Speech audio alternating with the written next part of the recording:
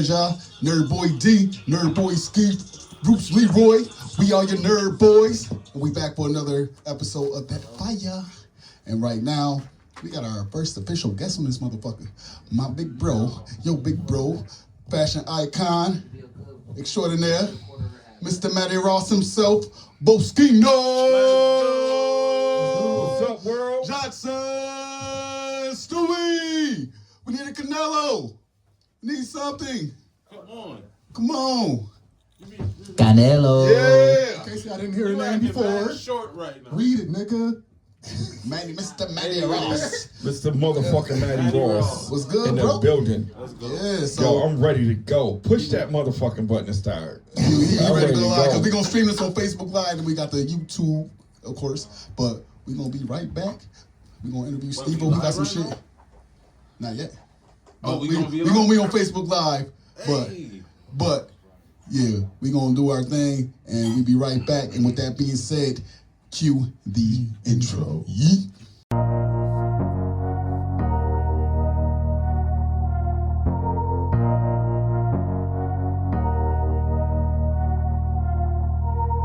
All my life, been grinding all my life. Sacrifice, hustle paid the price. Want a slice, got to roll the dice, that's why. All my life, I've been grinding all my life. Look, all my life, been grinding all my life. Sacrifice, hustle paid the price. Want a slice, got to roll the dice, that's why. All my life, I've been grinding all my life. Look.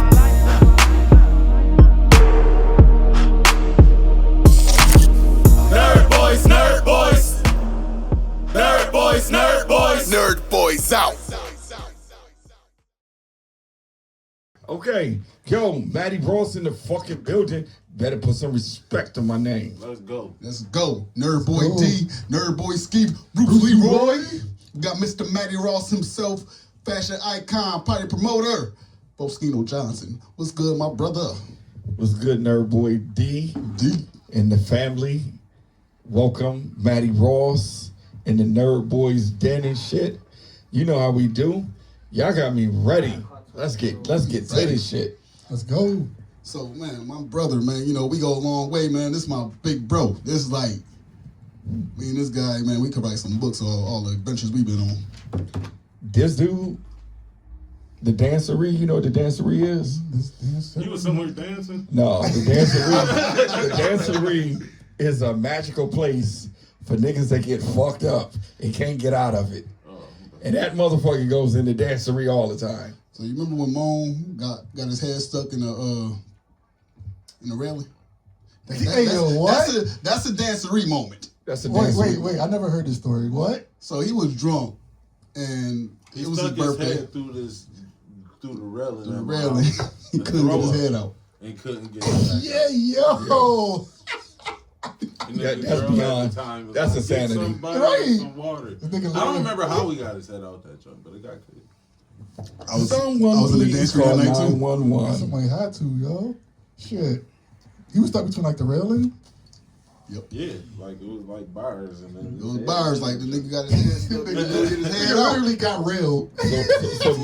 So Mont, you've been dying to ask me something. Let's get to it. Yo, Yeah, we got questions. Yeah, y'all got questions. I'm gonna tell y'all right now, the rules of engagement. Fuck you if I ain't answering the question. I'm just gonna say that. Fuck you, I ain't answering that.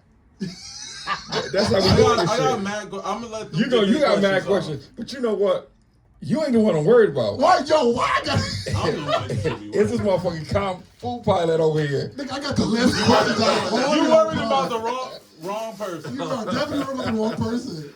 Okay, yo, so let's go. Matti Rouse, y'all know I've been out here 20. Oh, yeah, I can't mix that. Nah, I'm good. What's happening? This is a Buffalo Drinks champs?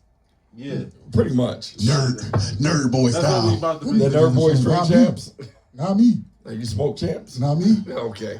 You the first I'm time just we a doing this regular live nigga. thing. We on Facebook Live. This episode gonna be on YouTube in a couple of days, so shit, look out for it. Come I check ain't us got a out. haircut enough. I'm saving my haircut for the trip to Vegas. Okay, listen. As soon as we go to Vegas. What we doing here? haircut. What we doing here? Okay, let's go. Let's go. Y'all got Matti Rouse. Come on, Bruce Leroy. Ask your questions because you know you got some. I have a question. Oh, it's on. You got 6 It's questions, nigga. No, I got all because the he's worried about the wrong question. Yeah. I ain't worried about the wrong question. I already told you. If I want to answer You shit, can say, well, fuck you. Yeah, we know that. fuck we know you. that. We know that. Okay, let's go. Good. So what's up? So let everybody know what I got on right now. So currently, D is wearing the new Stevie Johnson SJ13 hoodie, From his baby's onesie section. designed by Matti Rouse. Yeah. So this hoodie is like A 3T. I was gonna say two, but dang the 3T. So this hoodie is like, it's really dope. When you look at the hoodie, when the concept came about from, we were at the casino, we were meeting with the casino people. And when the concept came about for the hoodie, I had to put together something that was strategic, that represented Buffalo, represented Stevie, that was like signature. This hoodie is actually a heavyweight hoodie. It's a dope ass hoodie with the Chanel lettering. If you look at the hoodie, it has actually Stevie's signature on the sleeve. This is his signature. Hey. So you're getting the autograph signature on the sleeve. His number 13, you know, Buffalo, why so serious, his tagline. why Johnson so on the serious? back. So this hoodie right here is going to be given away at the casino. The casino, Buffalo Creek Casino, is going to give these hoodies away on April 14th and 15th. Now, April 14th is all VIP for the casino. So if you're not a VIP member for the casino, don't show up because they're not doing that. It's all for their VIP. April 15th, that Wednesday, tax day, going to be at the casino both days, the 14th and the 15th, from 1 to 4. But on the 15th, we're giving these hoodies out to the public. And these hoodies are really dope. They're heavyweight hoodies. They're really dope. I wore mine for the first time a couple of weeks ago to an event when Stevie was here, and the hoodie is fire. Fight I out, fight out. like that. I like that joint, yeah. Oh, yeah, he coming up off that after this over. So And just so y'all niggas know, this is some of the best quality shit I've ever worn. but here's the thing. Here's the thing about quality. I don't compromise quality. I compromise a lot of shit. And if anybody know me, y'all know I'm a bougie ass fucking person. Yep. It's been already, Yo. it's already known worldwide. This is that- the nigga that wore a motherfucking mink scarf in 95-degree heat for a news interview. So let me tell you about the story. See you on Let me the tell you about Jay-Z the story. Let me tell you about the story. This nigga. So I had a news interview, right? It was 95 degrees outside. So I'm in the house, going through my closets. I see a mink scarf. Fuck it. I'm wearing a mink scarf. So when I come out the house, my cousin Tina is here from Atlanta. Shout out to Tina. Tina's sitting in the car. And you know, anybody know where I stay, you got this big ass stage and these stairs you gotta walk down. So when I come out the house, I'm walking out the stairs, I get to the car. She said, nigga, where you going? I said, to the news interview. She said, do you not know it's 95 degrees and you got a fucking mink scarf on? And I was like, what's wrong with that? So Derek and Tina, you know, everybody always say I'm extra. Yep. Very. My extra is extra in a good motherfucking way. Because my extra is luxury hotels, luxury cars, Yeah. luxury restaurants, A scarf in 90-degree a scarf in 90-degree weather. My luxury is a good luxury. My luxury ain't my extra ain't a bum extra. It's some people that be, not to disrespect people, but it's some people that be on that have a bum mentality and their luxury don't match who they are. My luxury match who I am. If Derek tried with me, Derek know. We staying in nothing but the best. I get yelled at. You know, on trips, my homeboy Justin used to yell at me. And Justin was like, yo, this is a motherfucking shame. We can't stay in nothing other than a Westin or Marriott property or suite. We can't stay nowhere. So I got Justin one day. I said, okay, we going to New York, right? So guess what the fuck I did? I rented the motherfucking Comfort Inn.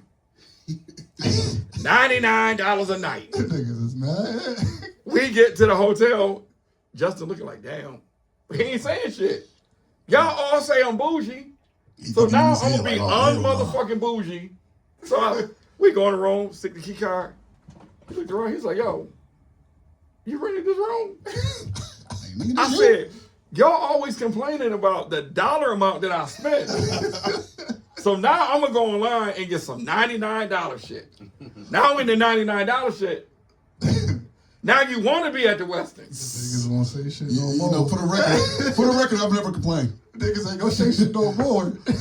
All the trips that I've been on, I've never complained. I'm like, shit, okay, fuck it. That just tells me you just a good nigga to roll with when you go out of town. He gonna take care of your ass. No, listen. Derek will tell you. Anybody tell you.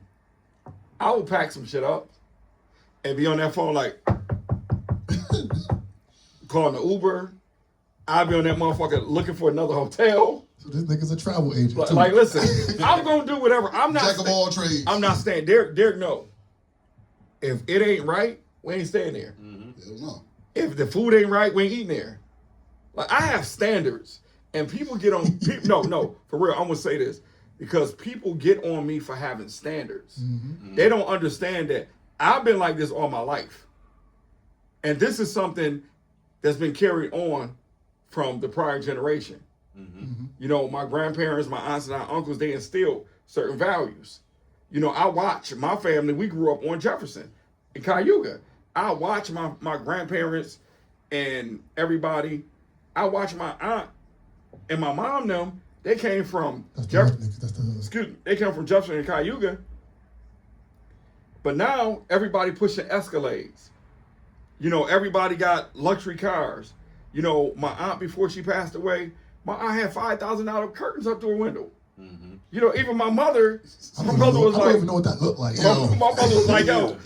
Like, yo. I'm just picturing me building on the street. We love Lulu. We love Lulu to death. Shout out to Mama Lulu. Love you. Wait, is that who was cooking that day at the Yeah, house? that's my mom. Oh, she heard all that cooking. Yeah, that fish was fire. So you gotta understand something.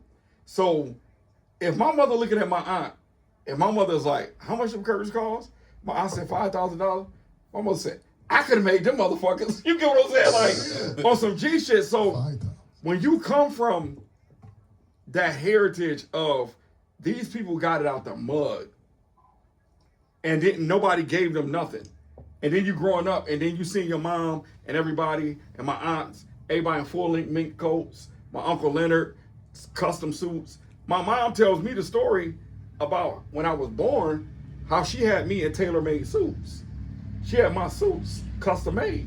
This nigga been bougie his whole life. So I want to see this picture. Like yo, it's coming together. Like damn, this is who you were supposed to be. Trying to relate to it. Yeah. That $1,000, goddamn right. But this is who I'm saying. Like this. This is who. Like when you trying to. When my mother told me the story, I was like, she was like, I had you in custom made suits and tailored outfits and this and that. So now, when I come up in high school. I'm in high school. I get a job, Samuel's Grand Manor. I'm a dishwasher. My godfather owned the building. Okay? Minimum wage, $4.25. He paying me $6.50 an hour. I can afford whatever I want. So now, anybody in my high school, any of my friends can validate the story from high school. When my senior year came, and we went back to school in September, when I walked into school, the first day of September, I had 45 outfits, brand new, in my closet, all lined up. For the first 45 days of school, I wore a new outfit every fucking day. Because I worked that hard. So me getting best dressed in high school and then working at a retail store, then designing clothes for celebrities, shopping for regular people. You know, I grew up as the Dapper Dan of the hood. Lucky, Andia, LaShawn, all these people in Buffalo that was doing hair, you know, and then all my dudes in the streets that was getting money, they was coming to me to style them. So I'm giving them the best of the best. People walking around in button-down shirts, custom-made button-down shirts, custom-made leathers, custom-made minks. I'm working at the cable company, But every Thursday, what people didn't realize, every Thursday on the calendar, except for 2 weeks. So for 50 weeks out of one calendar year, I went to New York City every fucking Thursday. I drove down there. Picked up all this shit, brought it back. I had Buffalo, Rochester, Niagara Falls. People say, why everybody know you? Because I was in the streets. I made more money in Rochester, New York than I've ever made in Buffalo. And I think that's because the people in Rochester, they're into the style, they're into the clothes. They're not into the person, whether I like you or not. You know what I'm saying? So I made more money in Rochester, and then when I went to Detroit, and my shit started getting, going over Detroit, then that's when I'm sitting up here like, damn. Once I met Rick in Detroit, Rick was a multi-millionaire. I met Rick in Vegas. My first order, Buster, my graphic designer, tell you, my first order, Rick ordered $80,000 worth of shit. He ordered so much shit, I couldn't even write the shit up. What's this, Rick who? This guy in Detroit that owned the store. Okay. So I'm sitting there in the hotel room, my hand shaking. He ordered $80,000 worth of shit. I'm fresh out the gate. I'm in New York City every Thursday. I'm on Orchard Street selling my leathers to all the leather shops that are down there. Meanwhile, I'm going down there every Thursday, and Friday morning, I'm back at Adelphia at 6 o'clock, sleepier than a motherfucker. Damn, that's a grind though. I'm back at Adelphia. Thank you for calling Adelphia. Steven speaking. Yeah, hold on. Stewie, can we get a Canelo for that one? Canelo. You gotta give him a Canelo for that. Like, bro, I'm gonna tell you right now, if you don't like me, you don't like hustling. You don't like money. You don't like good shit. Because that's what I represent. Like, I'm around y'all. Y'all know me. So anytime I come around, y'all family.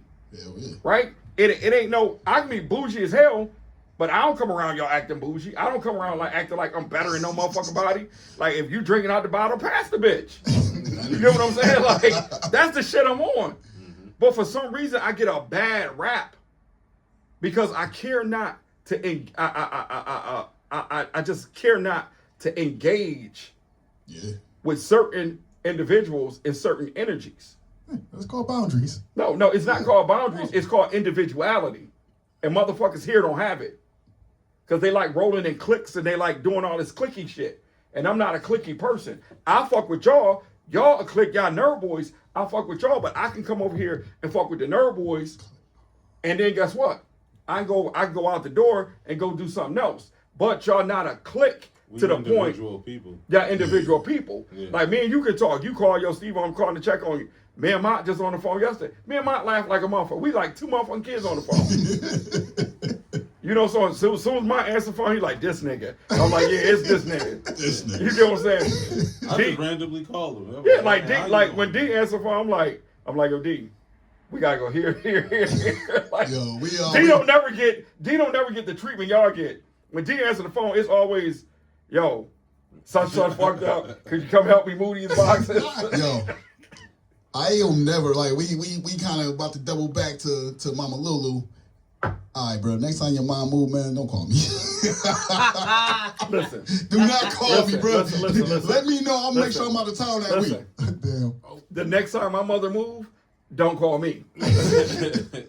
Yo, check it. The one thing I'm going to say. Don't run from these questions either. I ain't running from shit. So the one thing I'm going to tell y'all is this.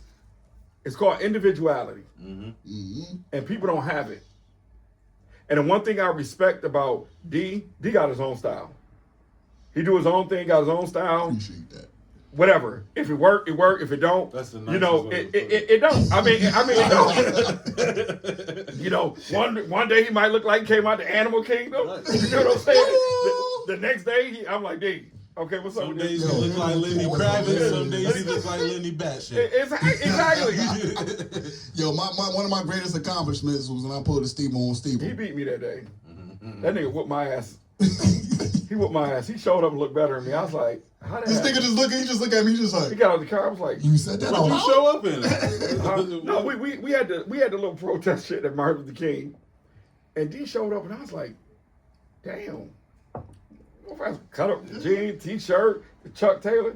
I'm looking at D like, Who styled you, nigga? I ain't do this. This nigga like this. This nigga just, he looked me dead in my eye like, nigga, did you just pull a Stevo on Stevo? Stevo, I'm like, damn. I'm like, yes, nigga. Everybody can do it. How often we do it is a different That's question. crazy. Right.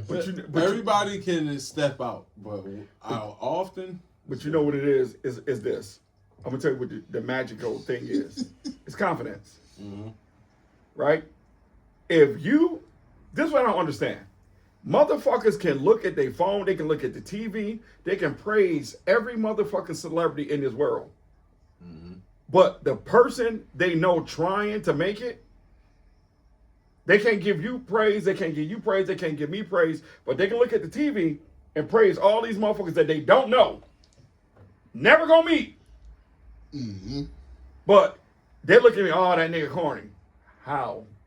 You know, the Hey, congratulations. bitch, how? So this is what I'm saying. This is what I'm saying. So when we look at like TV, I blame a lot of this shit on celebrities. And the reason why I blame a lot of this shit on celebrities is because celebrities control the culture. Mm-hmm. And then what I don't like about the celebrity world, I'm just gonna be honest, is that they suck Gucci dick, Louis Vuitton dick, all these high-end designers. Definitely Balenciaga. Yeah, Did like- you see that like- trash bag like- they yeah, came out with? Yeah, but this is the thing. Nigga, what? And maybe I'm using A the wrong plastic terminology. bag from Tops. They came out. Yeah. with. Yeah. It's literally a bag. Yo, look it up. You know what? I feel like I've seen that. If you can splice the picture with this, when you get a chance. I don't want to give these niggas no play with they But trash. check this out. But check this out, dude. This is what I'm saying. These celebrities, African American, athletes, rappers, singers, entertainers, actors, actresses, whatever it is. It's so many dope African American designers. It's so many dope Latino designers. It's so many dope designers of color that they can go to and get dope clothes from, but they don't. They run to Gucci, they run to all these, and then now you see like the kids, they're influenced by this. Yeah. So the kids want Gucci, they want this, they want this, they want this. Okay, I shop, I buy this shit. This shit ain't cheap. Ain't them niggas just gonna wear whoever they got a contract with to promote their shit? They don't have a contract. The stylists go to the showroom, they pull the clothes, they bring them back. So they don't have no deal with them? You put the clothes on, you wear them, the next day you take them off, and they take them back. Damn. Yeah, that's how they So work. That's where's the how it goes. partnership? There's no partnership in that motherfucker? Certain people have, but that's how it goes. No, that's how it goes. Because when I started designing clothes, they wanted this cat suit that Mary J. Blige had. Okay, I took my dumb ass to New York with the picture of this cat suit. I combed the streets of New York, Harlem, you name it, Brooklyn, you name it, with this picture. I'm trying to get this cat suit for Andea, LaShawn. They want this cat suit. Steve, go get this cat suit. I'm like, okay, I got you. I get to New York City with this picture. Nigga, I done went to like 50 stores. Like, you got the Mary J. Blige cat suit. You got the Mary J. Blige cat suit. Oh, you ain't got it? You ain't got it? Dude told me, he said, Stevo, nobody has that cat suit. You're wasting your time. I'm like, what do you mean? He said, that cat suit was designed by a stylist for her. There's only one. Damn. So That's what's up, then he said, if you want something made like that for somebody, you got to go to Mashoud in Brooklyn, and you got to go to 5001 Flavors because they was making custom outfits for Biggie, Mary. That's who made the cat suit. So I'm running my dumb ass all around New York City with a picture. And then when I found that, that's how I ended up going into leather first, because I found a manufacturer to make the cat suit. And when he made the cat suit, he made it in 3 variations. He made a full length, he made it capris, and he made it shorts. Okay, now I'm in Detroit. We're in Detroit promoting. We at the mall, right? Yeah. Me and my cousin, parent, we at the mall. I go in the store in Detroit, a hood, little ghetto boutique in the mall in Detroit. Guess what's hanging in the mall? The cat suit. The cat suit I designed. I didn't even know that Jake made the cat suit Shout out to Jake. and sent and the store wanted. He said, "Hey, I got something new I just made. and he sent them a couple, and they made a big ass order. So my first like prototype of anything like high end leather, something that was dope, was that cat suit I made for Mary, and Jake made it, and it ended up in the stores in Detroit. All right, so can I hit you with some questions? What's up? What's up? Well, yeah, this is about to get good. How many celebrities have you made things for? A bunch of them. Did you say over 100? In double digits? It's double digits. Yeah, Double digits up. double digits. The right question is how many 30? years? Over 30?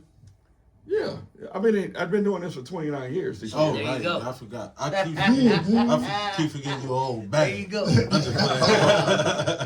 Get knocked the fuck out. But yeah, so who was the first celebrity you made something for? First celebrity I made something for was a Brooklyn rapper called Half a Mil. Mm-hmm. And what was dope about the experience? Okay, I'm gonna tell y'all. What was dope about the experience? I'm gonna tell y'all the dopest way to do business. Mm-hmm. And I want y'all to listen too. When you are out here trying to make it, right? Make friends with the person that answers the phone. Because the person that answers the phone at the company, wherever you calling, got the intel. They know everybody in the organization. Mm-hmm. So Puffy's baby mom, Misa, The one that was in the Biggie video? yeah, Misa. Oh, I used to have a crush on her when I Yeah, was younger. well, watch it. That's my people. Watch it. Nigga, he got a crush, nigga. I had it. So when I would call Misa's office, because I wanted to style, but I didn't know how to style. I didn't know the prices, what to charge people, how to set up. I didn't have the contracts or nothing. So Misa, one of her peoples, worked the phone lines. Mm-hmm. So whenever I would call, she would answer the phone. And I'm like, yo, what's up? She's like, hey, what's up, Stevo? And I'm like, yo, you got to help me. Because I don't know what I'm doing. I know how to style. I know how to style people. But I don't know if it's a contract, how much you charge people, this and that. And when I tell you, this chick put me on to everything. She's like, you got a fax number? I'm at Bank of America. Knowing I ain't supposed to get no... This nigga using the Bank of America fax drink right next to the Yo, desk. next to the desk. This nigga funny. Yo, I'm at Bank of America knowing I ain't supposed to get no faxes, right? She's like, you got a fax number? I'm like, yeah. It's 1-800. Like, yo. 1-800 Bank of America ass nigga. But don't put Steven on there. Don't put Steven on there. Send that shit, attention Alex. Oh, Because Alex is a supervisor. Oh, So shit. if anybody gonna get in trouble, it's gonna be Alex ass. That's It ain't gonna be me. hilarious. So I go to fax. they and lost money their job. I go to fax and I pull it up, and I'm like, yo, and she was really hitting me. She hit me with the contract. She hit me with the terms of service, the contract. She hit me how to bill everybody. So, but she broke everything down. So for she you. broke so she faxed me everything, the price list, everything. And then once I got it, I was like, yo, I'm good. Yeah. So then I call, and it's so funny because when I met Misa in Vegas, she was like so cool down there. I'm like, yeah, I talked to Tiffany in your office. She's like, you know Tiff? I'm like, yeah, Tiff, my girl. And I want to say, yeah, Tiff's hooking me up right now. Because Tiff is sending me all the shit I need, right? Mm-hmm. So then I call Bad Boy. So dude named Vinny Van Gogh answer the phone. I'm telling you, make friends with the motherfucker, answer the phone. Vinny Van Gogh answer. He like, yo, Bad Boy, Vinny, whatever. I'm like, yeah, I'm trying to get my clothes on such and such, such and such. So he was like, word. I was like, matter of fact, what size you wear? I'm gonna send you something. So he give me the address to Bad Boy. I sent him something. Yo, Perrin Leftwich, rest in peace, because Perrin was one of the original Matti Rouse people. Yo, Kid you not, I called Perrin, right? It was like, yo, nigga, guess where we going tomorrow? He said, where? I said, Bad Boy. Said, get the fuck out of here, right? Bruh, within my first 3 months of starting Matti Rouse, I had all the information from Tiffany. Damn. I had Penny Van Gogh at Bad Boy, Mike Bogart at Bad Boy. So now, Wait, what year did you start? 97. 97. So now, Peak year. we get the Bad Boy. Yeah. I didn't know, like, when you get the Bad Boy, you can't just show up. They got to put your name on the list the day before. So if your name is not on the list as a guest the day before, you can't get in. Damn. So we get there, man, we get the Bad Boy offices. Vinny come let us, we go through the security. The first thing that really fucked me up is that I'm looking around and everybody in this bitch had on diamond earrings that was like big ass diamond earrings. So I'm like, damn, everybody in this bitch got on diamond. I feel bald headed like a motherfucker, right? They eating, nigga. I feel Bad Boy like a motherfucker. So I'm like, yo, everybody got on. So now next thing you know, I'm looking like, yo. So they're like, yo, Puff brought us these for Christmas. I'm like, damn, fuck, like, damn. So my first Matti Rouse poster was of Andia, right? Andia, hairdresser from Buffalo, well known. That first Matti Rouse poster, when I walk in the Bad Boy, this is my right hand to God. Vinny Van Gogh had it taped on the wall. So I'm like, yo, my shit taped on the wall at Bad Boy. So we went from Bad Boy, Vinny Van Gogh, Mike Bogart, they was cool people, till we went to BET. So now we providing clothes to BET for Rap City, The Basement, all of this other shit. So I meet like Rick Davey.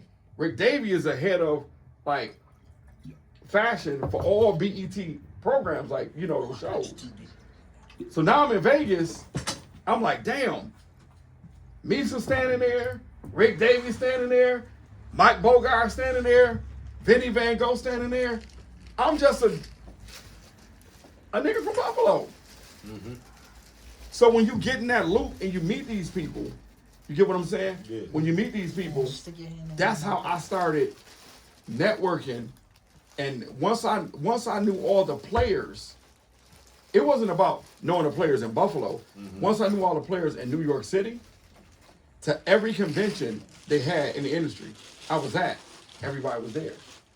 When is the first time you were starstruck? Okay. Now, this is interesting. Y'all know I'm a Mary J. Blige fan. Absolutely. I wasn't You don't mind starstruck. if randomly I'm gonna come out with a question? Wait a minute. Yeah. I wasn't. Now, when I linked with Ron, her stylist, I was sending Ron messages. He would never call me back. But what I'm not realizing is these motherfuckers on video shoots. They working. They in the streets. I ain't know nothing about that life. Ron opened the door for me.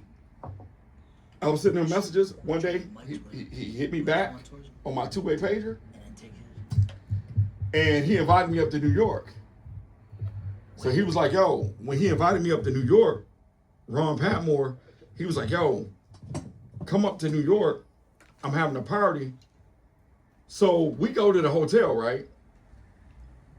Now, this is the moment I fear. Because I know behind this motherfucking door is Mary J. Blige. This motherfucker I love more than life. We gotta get married to another. I know behind this door. I know behind this door. So we get to the door, right? You know how you hear that? Yeah. It was like my heart was like doo doo doo doo doo doo. Knock on the door. Who is it? Yo, it's Ron. Door opens. I walk in. Long hallway. Walk down this long hallway. Mary sitting in the chair. She's like, hi, Ron. Ron was like, hi, Mary. And he was like, Mary, this is Stevo. And my ass is like, I'm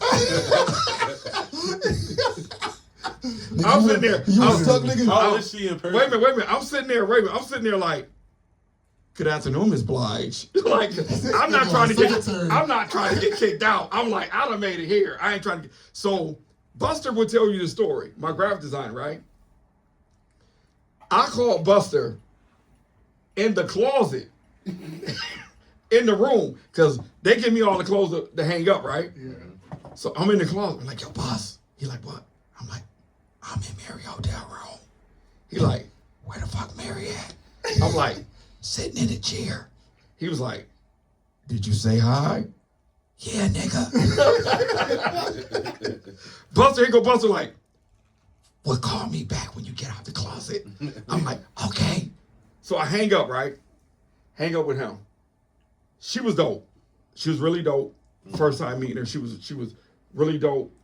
Everything that we think she is, like as a person, as a human being, she was really dope. She was really down to earth and everything. And Ron was telling me, like, he's like, Mary nice. He was like, but LaTanya, her sister, you better be on your best behavior. So it was like, so now I'm like, fuck, it's another one. Like I thought I'm good. Like so it was like first time meeting LaTanya, she walked in and she looked around, and I love LaTanya and I love them. And the reason why I love LaTanya is because I've never seen nobody have somebody back the way she got her sister back. Mm. You know, so when you come, like when you have siblings and you have friends, it's like if I see somebody the way she had her sister back, I was like, damn. I kind of like, in a way, kind of like envied that because I'm like, damn, I ain't never had nobody have my back like this. Like I'm driving down here by my motherfucking self, gotta drink Red Bulls and pop no-doses to stay alert. You get what I'm saying? What it look like? And I'm seeing like what somebody had. And when I first met her, I was like, yo, I like LaTanya. And the reason why I like LaTanya, because she ain't take no shit. Mm-hmm. I'm like, yo, she's straight up. She come to this motherfucker, who is you? Hi. This nigga said, he even answered the question. Like, yo, like, yo, I mean, I don't like, so when I first started with them, they were the ones that gave me the open. Mm-hmm. And then their family, I met their brother, Brucey, and their mom, and their dad, and Aunt Sherry. Everybody is like cool. They're a cool, dope family. But what people get fucked up with me is that they be like, oh, he be sweating them. It's like, no, I don't sweat them. I'm inspired by them. Motivation. It's motivation because if you come out the projects, you get what I'm saying? Mm-hmm. To be a global icon, and you had to get it out the mud. Yeah. That's inspiring to me. Yeah, no, I feel you. Oh, no. So, you don't have to say the person's name, but worst celebrity you worked with. Just say the experience if you don't want to say their name. Just say the experience. I can tell you the worst celebrity I ever met. Uh-oh. Yeah, let's go. We might know. You don't gotta say their name. We might know. Shit hit the I'm gonna tell you, and I'm gonna tell you why. Uh-oh. The worst motherfucker I've ever met was that Michael Strahan from Good Morning, a Motherfucking America. Okay. Oh, New York Times. He was a motherfucking asshole. Yeah. What? What a dick. And I don't know back then because when you go around and you meet celebrities, you don't know what happened before you met them. So I'm gonna give them that much credit. You don't know if they had a bad day or what the fuck going on, or somebody want an autograph, they said no and they begging. You don't know. So we met him that day. He was like, I'm pleasant with a smart ass mouth, and I'm got a smart ass mouth. So there's two motherfuckers that got a smart ass mouth. You big, I'm big. I ain't backing down. You ain't backing down. So what we doing? Hell yeah. In the dick measuring contest. But it wasn't. It was like. But then you see him on TV, he was like totally different.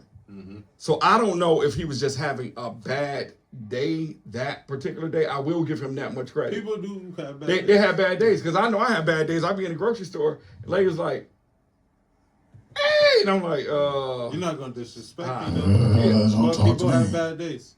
Yeah, but you don't disrespect nobody, though. Now, the coolest person I met, Joe Jackson. Michael Jackson. Stevo Jackson. I was in Vegas, and it was like 90. It was like 90-some degrees outside. Did he show you the famous boat? Wait a minute. Fucking nigga. Don't be talking about my motherfucking uncle. Cause I'm gonna take up for that nigga. Right? So he was, yo, you want to see it? Nah. So we was in Vegas. We was in Vegas, and he had his back turned, right? And I had an ice cream cone. I don't know why the fuck I want an ice cream cone.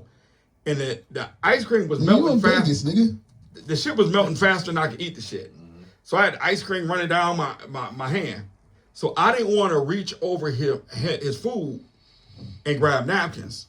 So I tapped him on the shoulder. I said, "Excuse me, sir." I said, "Could you pass me some napkins? Because I don't want to reach over your food." And he said, "Why, certainly, young man." And when he turned around to give me the napkins, I was like, Papa Joe. and he was like this. Yo. And I'm like this. Yo. And he like, Yo, that's and then we was there with Don Diva, so Jamie was with me from Don Diva, and Jamie was like, "Ain't that?" And he was like, Didn't I tell you? you know, he was like, Didn't I just tell you? so he took us and like silently put his like arm around our neck and said, "It's me." He said, "I'm just trying to get something to eat." I don't want to tell y'all this fuck again. up. And he was like, and I ain't trying to. Again. He said, and I ain't trying to like blow my spot up. You know what I'm saying? Like y'all about to blow my spot up. He was about to make y'all famous. But the one thing I can truly say, Michael was living, and I asked him, I was like, "How's Michael?" He said, "Michael good. Michael real good. I just left his house." I'm like, "Okay, how's Janet?" And he told me, he said, "Young man," he said, "walk over here. I want to talk to you." He took me over to the side. He said, "Don't take this the wrong way." He said, "But you stop believing that shit you see on TV." He said, "About me and my kids, about I whooped them and I beat them." He said, "I have a relationship with every one of my kids." He said, "Stop believing that narrative these white people putting out about me." And I looked at him. He said, "Me and my kids are fine. We have an excellent relationship. I just left Michael house." And I'm standing there like, damn. To meet the, you know what I'm saying, the patriarch of the Jackson family. And he's telling you, I got pictures with him. He's telling you like, that's wild you could say you mad at him. yo, he's telling you. He's telling you. But he was dope. But the other dope person, ever. Dolomite. Things I'm gonna say, I would make these jokes. Rudy, faces. wait. Rudy Ray Moore, Dolomite, right? See him. Rudy Ray, that motherfucker ignore you. He said right there, ain't turned his head, ain't vouch, ain't blink his eyes. Rudy Ray, nothing. Dolomite, what it is, nigga. I was like, yo, what's up? So you know, just being a regular person and seeing somebody, we don't know celebrities, but everybody have a celebrity. I can't speak. A celebrity they don't like. Who's a celebrity that you put there that you don't like, and you met them? Who you hate, like, nigga? yo, you actually mad cool. Who you hate, nigga? He just Who do you hate? First, Michael Strahan. He's saying. No, I'm saying who's the one that he thought, you know how fans is fans. We all fans of people. But you know, it's not. Let me put it like this. It's all about what you let them get away with. yes. Because if you let them, if you let them talk to you any kind of way, they're gonna talk to you. That's life. No, it's not. Because first of all, you're not gonna sit here and let me talk to you any kind of way. No. Okay, and that's the mentality that some of them have. When they see you, it's like they don't see you and you don't exist to them. You're nobody. So the way you carry yourself when you meet these people, that defines your experience with them. Because it's like, you know, somebody called me and they told me a story. They said, listen, somebody hit somebody with a shoe. A rapper hit another person with a shoe. Right? Okay. And they called somebody, and my people was like, well, why are you calling me? Why you didn't hit them back with the shoe? Yo. You get what I'm saying? So you have a lot of people. Women? There were women. I think I know the story. But no, you don't know that story. Oh, okay. It's just an inside. It's It's something different. But so when the person said that to my people said like, yo, this is what I'm talking about. If you let these motherfuckers run you down like that, you get what I'm saying? Have you scared to react? It's like this. You hit me with something, I don't give a fuck about your security. You, the security, all of us fighting. That's it. Hell yeah. And it's not to take it to violence, but you're a man. It's like you meet a rapper and they fucking disrespect you and clown you. And that happened to one of my homeboys in Vegas in front of everybody. He was trying to sell Dame Dash some glasses that wasn't his. That was mine.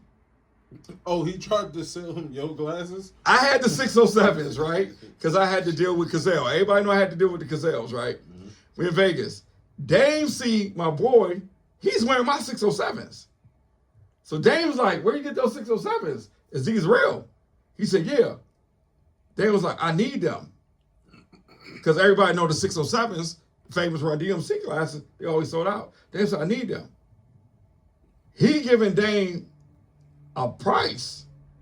But Dame is trying to verify or authenticate if these glasses real. So when I show up, Dame was like, yo, Stevo, because he know me, because him and Kev Childs from Dawn Diva's cool. So Dame know me. Dame done met me several times. He was like, yo, Stevo, you in the fashion, look at these glasses. Is these glasses real? I said, yeah, they real because they mine. And Dame was like, these your glasses? I said, yeah, let him wear them. And then Dame got reckless. Damn. In front of everybody. He was like, yo, nigga, how the fuck you trying to sell me some motherfucking glasses ain't yours? And I'm sitting up there like, damn, I might have to fight Dame if that was me. That's real. Because Dame was he's just a real nigga. So next question. Who do you think is the worst dressed celebrity and why? Yeah. In the late great words of Miss Aretha Franklin, I'm gonna pass on that.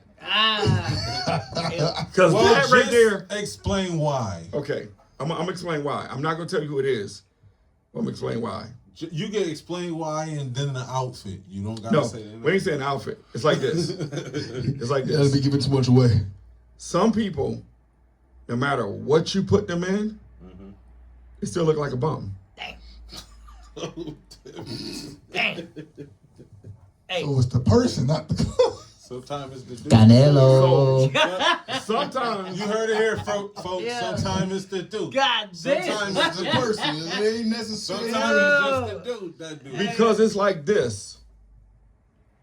I can go shopping for you, anybody in this room, and style y'all. And I know that if I style y'all gonna be fucking dope, right? I know the outfits, I know you, I know how your body posture is, you get what I'm saying? I know what's gonna fit on you, what ain't gonna fit on you, what's gonna fit on you, what ain't gonna fit on you. The shit gonna be dope, right? But it's certain people, they still look dirty. How you gonna look dirty? Yo, I know what he mean though, cause like, Dressed in pink. you ever look at somebody like no matter how they look, They it's still like, look yo, dirty. You Like a still fucking look like roach. bum. You look like I you don't look give like a mop water or some shit. I don't give a fuck. It's people.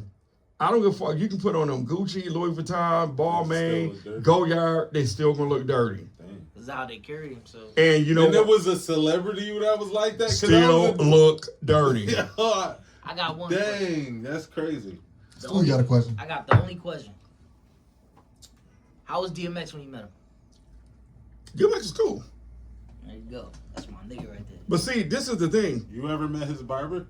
Yeah, right there. So Stewie is our unseen character on this podcast, so you will never see Stewie's face. So this is the thing with DMX. I think the thing with DMX is that DMX was cool. He was down to earth. He was a people's person. He was not shady. The first night I met Biggie. He came to Jasmine's. Biggie was my favorite. Okay. The one thing I can respect about Biggie is that he told security, let my people up. So security made us form a line, because he was upstairs, against the wall. And every 4 or 5 people, they let up, right? Biggie was the dopest fucking person in person. Because Biggie was like, yo, I mean, he scared the shit out of me, I ain't gonna lie. I didn't know that eye was cocked like a pistol. I ain't gonna lie.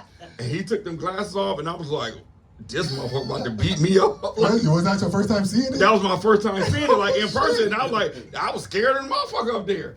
But I'm gonna tell you the honest God truth. That was the coolest motherfucking person. And that was the first celebrity I ever had real respect for. Because he said to me, it's because of y'all I'm sitting here. Facts. Everybody in here, it's because of y'all. Y'all brought my album, y'all such and such. So Biggie wanted to connect and meet how many people he could. Mm-hmm.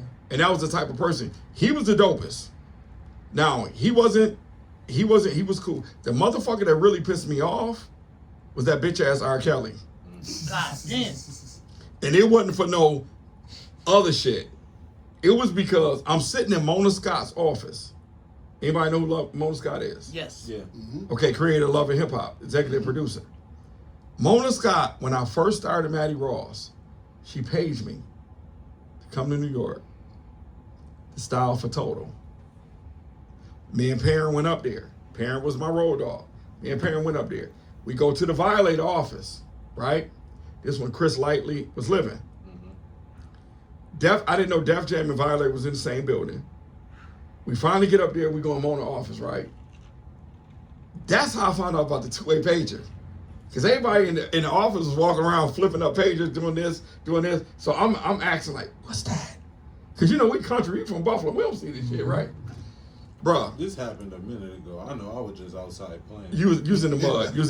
Yeah, so check this out. So Mona was feeling me. Like when I say feeling me, she called June Ambrose, who's a celebrity stylist. She said, yo, June, I have somebody that I want you to meet. She said, I want you to work with him. She said, this guy's upstate. He's dope as hell. And I'm like, yo. Like I'm sitting there like in Mona's office, like on some real shit, like, damn, I'm getting some type of, accolades, right?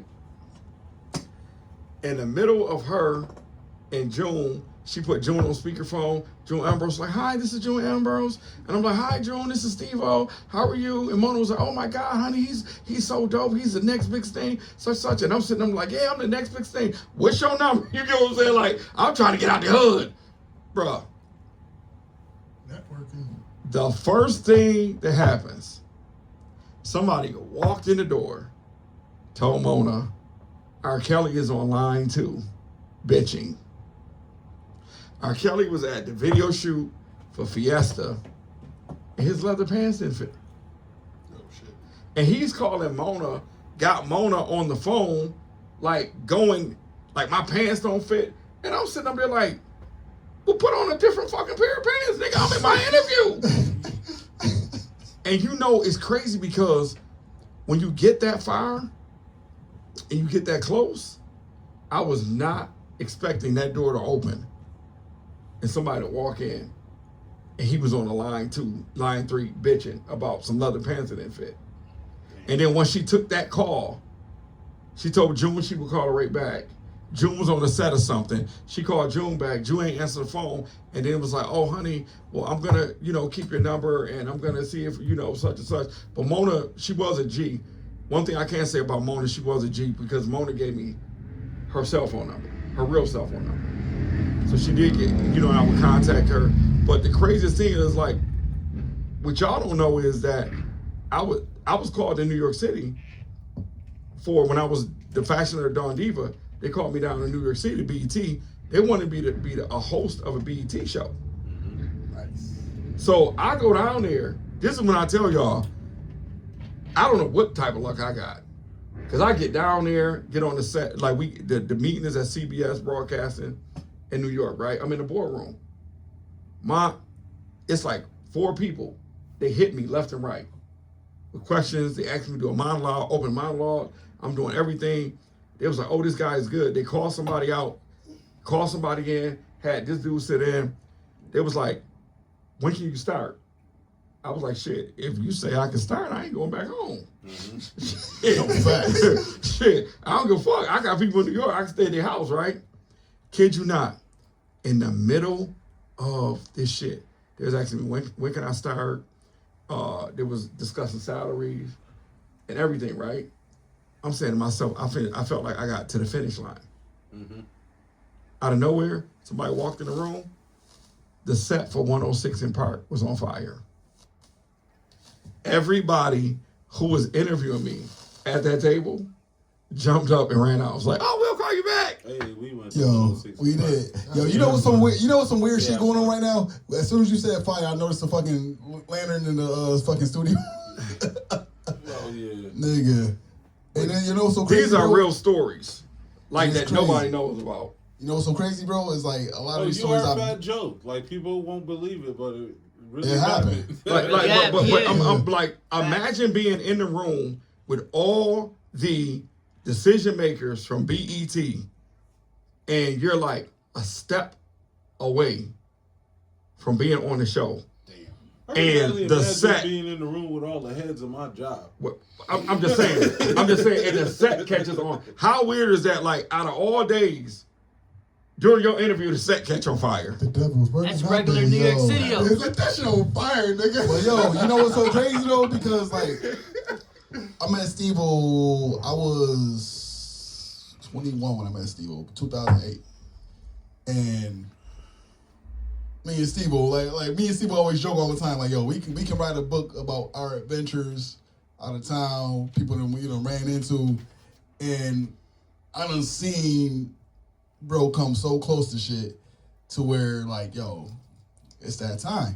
So you're like, you saying that, bro? What the fuck is y'all doing? Morse code? Nigga? I'm trying to see how much fucking time we got, but he just fucking like staring out his face. It's only 9:41.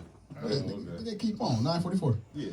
But yo, it's like, yo, with bro, like this is one nigga I can say his hustle never stops. Never. No matter what the fuck happens. Never. It's not supposed to. Not at all. Not supposed to. But you know what's embarrassing? I'm gonna tell you what's embarrassing. Wait Wait a minute. You know what I'm telling you what's embarrassing, right? To me, what's embarrassing is that when you can go out of town and you're embraced more out of town than you are in your hometown. That's like that for everybody. You know, when D tell you, when I go to Detroit, I'm not Stevo in Detroit. I'm Matty. Shout out to Kathy. We go anywhere. Shout out to Miss Kathy. We go anywhere in Detroit. D tell you, they treat us they give us the best hospitality. Excuse me. They take us all the dope restaurants. They take us around. We don't come out of our pocket and pay for A damn nothing. thing. You used to do Don Diva magazine too, right? I brought Don Diva to Buffalo. So I was the you are- fashion editor for Don I was Diva. about to say, yeah. So how was it doing that? Yeah, how'd you get into it, nigga? But see, this is the thing. So I always like hood shit because I'm ratchet as hell. So I like hood shit. Bugetto. So I would read the Don Diva at the cable company. I'm sitting there at my desk talking. Thank you for calling Adelphia Cable. Steven speaking. Damn. What did Burns do? I'm sitting there reading all these hood stories at my desk. So I called up there one day, and it's always, what I tell you, the person that answers the phone. So I called up there one day, and it's like I met the one chick, and she was dope as hell. She was an older black lady, and she thanked me for calling Don Diva, and I'm like, yeah, I want to get my clothes in your magazines, such. And she was like, well, what's your, email us some pictures. So I emailed her the pictures. She called back and was like, yo, this shit dope. So she introduced me to Tiff, was the owner. And so then they asked me, they was doing a photo shoot. Can I come down? So I'm gonna tell you one thing. Ron Padmore, who was Mary J. Blige stylist, who put me under his umbrella. Ron was the dopest motherfucker you could ever learn from. Cause Ron taught me everything. Ron said, when you go style, you don't bring a couple of outfits. You bring everything. You bring shoes, jackets, glasses, you bring everything. So they wanted me to come down to do a photo shoot. We went down from Buffalo. We went down to New York. My man Ty Hill.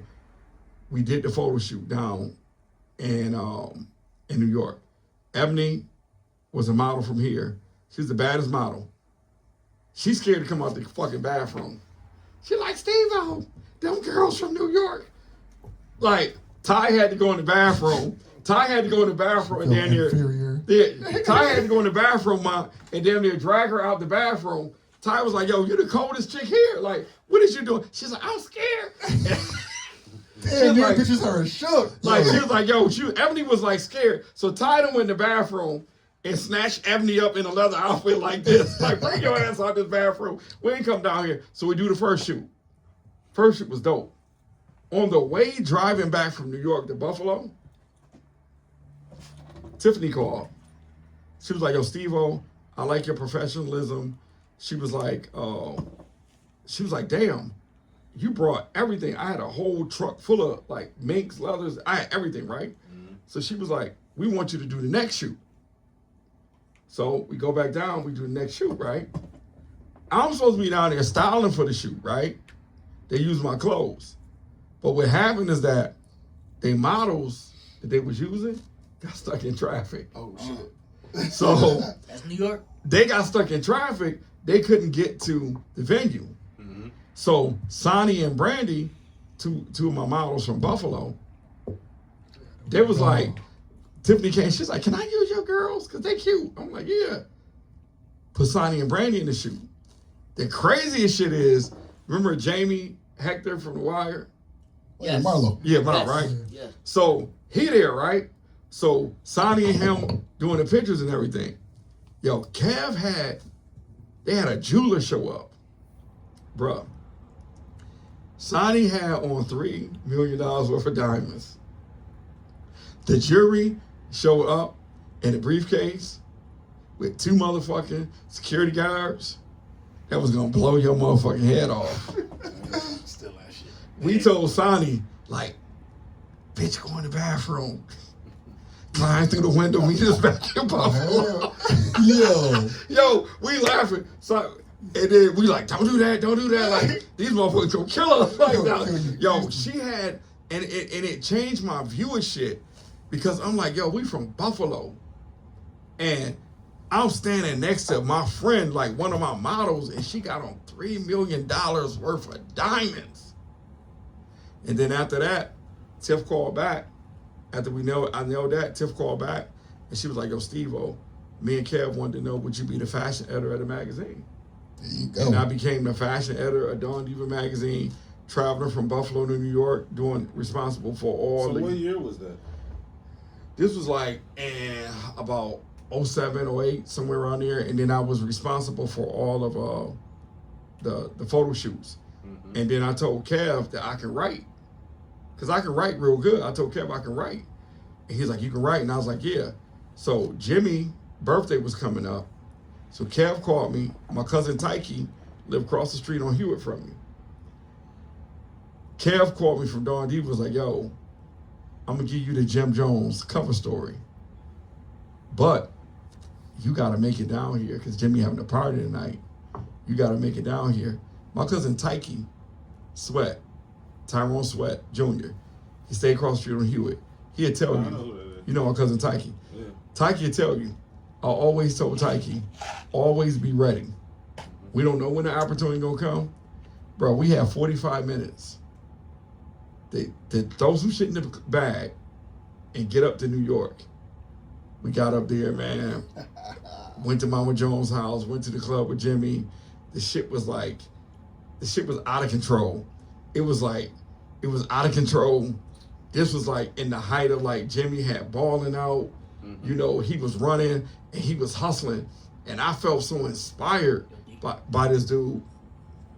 I felt so inspired by Jimmy because it's like, yo, he really got a #1 song on the radio, and it's just not on WBLK, but it was on like the white radio stations too. It was like Ballin' was #1. So I'm like, yo, to see this dude, like I'm staying in his mother house, like Mama Jones, my godmother, Khadijah, Alexis, Precious, all his sisters, and I'm sitting up there like, yo, I'm really in a mix of this. And I wrote the cover story on Jim Jones, and I based it off of Law 34. And Law 34 in the 48 Laws of Power was act like a king to be treated like one. So that's what I wrote his whole story on. Mm-hmm. Kev called me. Fake it until you make it, my nigga. Kev called me and told me, he was like, yo, Stevo, you're not gonna believe this. And I said, what? He said, Jimmy Issue sold out in New York City in 2 days. Right? And Kev said, yo. That's a Canelo. Kev said, I don't know. He said, I don't know if you realize this. I don't know if it's beginner's luck or not. He said, but this story sold out in 2 days. We have no more issues. They sold out everywhere, right? Mm-hmm. Robert Greene, the famed author of the 48 Laws of Power, read my story based on his law and called the magazine and wanted to meet me. That's another one. He said, Canelo, who wrote this story? I was in Buffalo. Kev ended up meeting Robert Greene at a Starbucks. Mm-hmm. And Robert Greene offered Kev the opportunity to be a part of the 50 Laws of Power.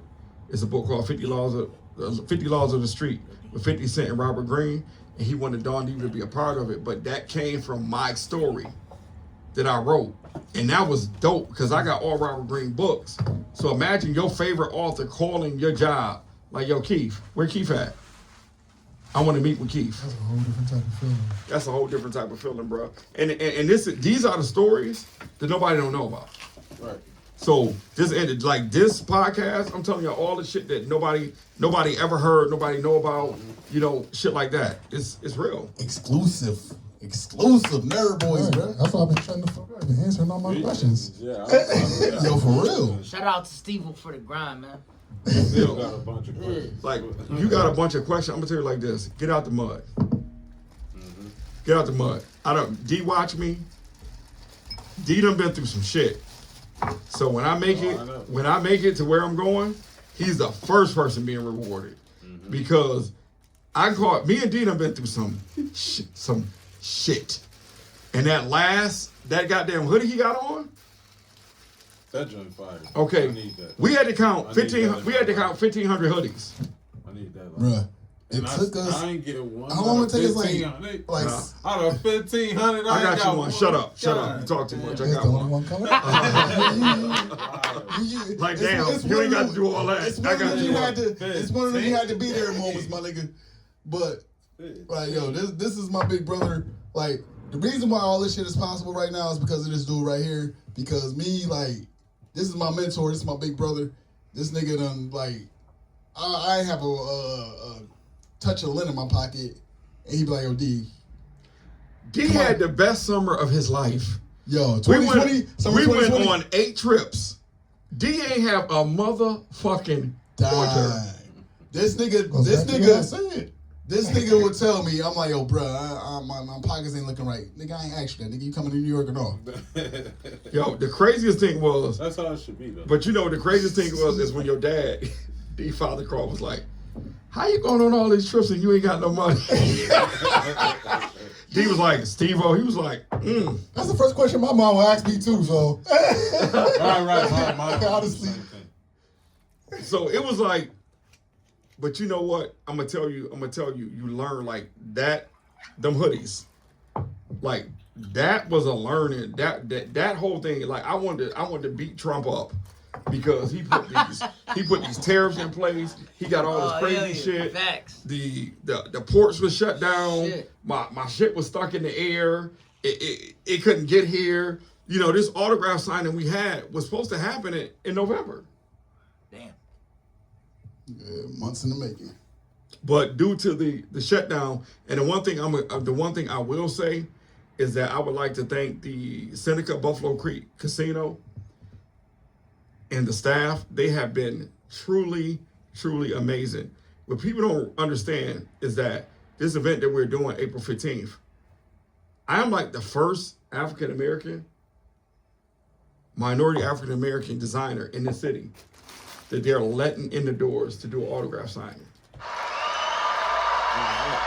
So that's like, to me, that's like black history. Like the first you walking through the door, and if anybody know me, D will tell you, because D know what's next. Listen, you gotta see, this is how you gotta get to know me, right? That's inspiration. Wait a minute, this is how you gotta get to know me.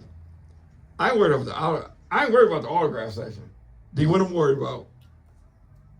No. The outfit. Okay. I fucked up right there. I should know my big brother better. Nigga. The outfit this nigga got, yeah, we gonna wait till the 15th or the 14th. Which day you wearing that shit? What? Yeah. Because this is the thing. I don't worry about the opportunities. I worry about the clothes. Mm-hmm. So I can handle the opportunities. My whole thing is like, what the fuck you gonna look like? We gonna push it right back to the beginning when we said this nigga wore a mink scarf to a motherfucking Channel 4 interview in 95-degree heat. So imagine what this nigga got planned. I done seen part of what he wearing, and the shit is crazy. D saw, I had something custom made. Everything custom made. And the thing I hate about myself is that, this is the thing I don't like about myself, that I can't do nothing basic. At all. Even when I try to dumb it down, it just don't work. Yeah, because that's not basic. No, it's not 1,500 of them. It's definitely so not basic. We're in Orlando, right? He's about to rob me after this. We're in Orlando, right? So me and Wyatt is at, we at the MCM store, right? Yeah. We at the MCM store. And I go over in this corner, and I'm looking at something. And Wyatt was like, you getting it? I was like, I don't know. Flip the price tag over, that's $700. Fuck, I don't feel like paying $700 a day, right? So Wyatt was like, you don't get it? I'm like, nah. So then I walk closer to the front door, right? Mm-hmm. Then I double back. And I go, and I didn't notice that I'm hovering around the counter of the shit that I want. I didn't know that, like Stewie, I didn't know I'd be hovering around shit. Pilot mode. So I'm like, yo, Keith. I'm like this. I'm hovering around the little display case. So Wyatt was like, he's like, bruh, this nigga, what you hovering around the shit for? And I was like, what do you mean? He said, bruh, you don't walk around this store and you keep coming back to this display case. He was like, is you gonna buy this shit or what? This nigga's going past the line. Did you? The question is, nigga, did you buy it? You know I brought the shit. And I was mad as hell because Wyatt was in the store, was like, yo. Shout out to Wyatt, man. Wyatt know me. He like, check out little you might Wyatt. as well buy it. He's like, you might as well buy it. He was like, because if you don't buy it, we're coming back tomorrow for you to buy it. You're not leaving Orlando unless you buy this shit. Hold on. Let me get this off. Let me tell you the shopping experience with this nigga right here, right? And shout out to Lord Wyatt. Wyatt is a Rochester artist. Got music on YouTube, music, Spotify, all over the place. But me and this nigga went to, I think with the Gucci, I think with the Coach. We went to a mall in Charlotte, and this nigga was mad at me, right? Because I can go anywhere and I can shop anywhere and I can make $1 million. I can make $5 like $1 million. That's just me. But this nigga right here went to Coach. We spent an hour in Coach. And I might even be exaggerating the minimum time we was there. This nigga went to Gucci, another hour. I went to Walmart. Within 5 minutes, I had an outfit. And he looked at me like, man, yo, this nigga. Yo, I was mad as hell. Yo, Stewie, I was mad as hell. I'm like, this motherfucker went to Walmart for the outfit. I'd have been in Gucci for an hour, been in Coach for an hour. I'm in all these high price stores trying on shoes. He was like, damn, them don't fit either. I'm like, yo, because I'm trying on shoes and shit, and I'm trying on shit. And D was like, I'm like, damn. And I look like when I can't get what I want out of a store, yo, depressed. I walk out the store like, I'll be real quiet. I don't want to talk. I don't want to say shit. I can't shop with your Yo. ass. This nigga be like, I'll meet you in the food court, nigga. Meet your ass in the food court. But see, most people, I'm going to tell you the honest God truth, most people don't like going shopping with me because when me and my brother-in-law Tyson first went shopping, Tyson was like, oh, hell no, I ain't doing this with you no more. He was done with that shit. Tyson was like, because we went to Kohan, and Tyson was like, I ain't never went to a store, and the nigga brought, Tyson said, do you realize you walked in Kohan and walked out with 8 pair of shoes in 20 minutes? And then you went across the hall, You know what? and another store, and Coach, and Tyson said, bro, you spent $2,000 in a matter of a half an hour. He came home to my sister like, nah, I ain't going back to the ball, brother. Oh, good. You said 8 pairs of shoes, right? You already know what I'm about to ask, nigga. Out of 8 pairs of shoes, how many of them bitches you wore to this day, nigga? It's bad. D know me. I'm gonna tell you the honest God truth. It's bad. Keith. How many you wore, nigga? Keith. I'm more appalled than entertained. Out of the 8, like, He over here talking to common folks laughing. How many have you So wore? yeah, this one time I threw the Tell us how many you wore, $1,000 nigga. down the toilet. How many What? have you worn? I gotta go to work tomorrow. Like, out of 8 pair, you can go to my house right now, and I still got about 6 out of the 8 pair that's been in the closet, brand new. In the box, he ain't even wore So yet. you wore 2 of them. Yo, this nigga could become a millionaire off his fucking closet alone if this nigga had a garage sale. This nigga. I got the best question. Dead ass. I got 8 sneakers the whole year. Out of each store that you walk out of, right? Because this is how I feel when I walk out of studios or when I go anywhere else. You know, when I produce music for how you everybody feel else. like, man, they looking at my edge up. Because you feel like out of each store you walk out of, do you feel like this, man? Because you're so passionate about your craft, right? I can see that shit. You know what I'm saying? We passionate about what we do. That's what make us live. That's why whatever design he has, it can't go wrong for this event because that designs your, that determines your future. You know what I'm saying? That shit represents you. That's a representation. That's a representation from the 90s. Mm-hmm. So out of each store you walk out shopping big, right? Cause do you feel like, oh man, shit, I'm gonna design something better, and then you come out with something authentic. See, at that time? This is the problem.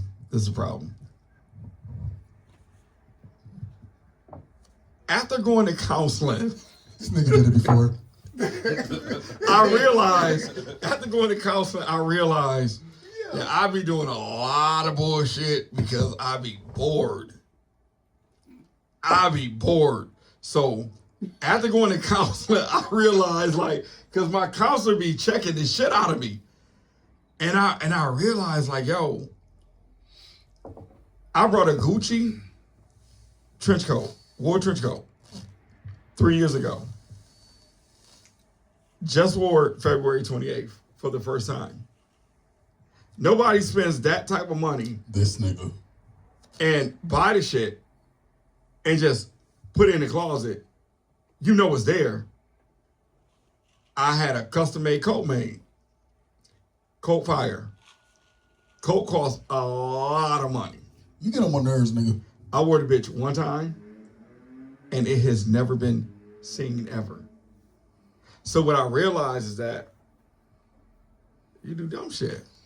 I can't wait till my job get these Carhartts they just ordered. I don't know what you talking. So you looking for so it's like this. You looking for Derek? No. Yeah.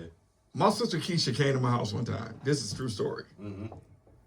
And she went in the $100,000 closet. That's what Steve called it.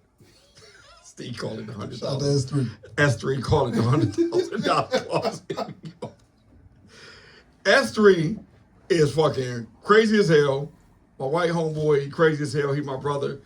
And he turned the knob to this closet and was like, this doesn't make no fucking sense. He was like, how the fuck you talking about you don't have any fucking money? He was like, do you see this fucking shit? There's nobody I know. And it was just like, bruh, so the $100,000, he calls it $100,000 closet. It's probably about $800,000. I have realized that I have brand new, I shop so much. I brought the same Coach trench coat twice. Oh my God, this nigga. At $1,200 a trench coat twice. Let's talk about the Gucci sandals that you bought out last year for the first time. Yeah, they was in the closet for about 4 years. And every summer I would just this nigga wardrobe. But the thing about it is I know I got issues. I have issues. I know, like, This nigga's a fashion addict. If anybody can blow a bag, I don't go shopping with me. If you not prepared to see the number on the register, don't go. Because I don't want nobody to go nowhere with me. Hell no. I don't want nobody to go nowhere with me and just be like, yo, this nigga is tweaking. Because that's how you gonna walk out the store. And you know what? And Derek, no. I will work all day and night to get what I want. Yo, if real. I want it, dude, you know what time my day start? Every day. 3:30. 3 o'clock in the morning. Oh, well, shit. I was giving you credit, nigga. It was so bad that my neighbor left a note taped to the door. It was like, whoever alarm clock is going off at 3 in the morning. I was like, damn. Yo, it's Mind like, your business, nigga. I'm like, she left a note taped to the door, like, about my alarm clock going off at 3 o'clock in the morning. But I'm like this. I had to tell the neighbor, like, listen, my alarm clock go off at 3 in the morning because I got to get to it early. While everybody sleep, I'm getting to it. That's why I tell people, if you want to be in competition with me, you got to get up at 3 in the morning and stay up. Not get up and go to sleep. You got to get up and stay up. And D know I be up. I be grinding.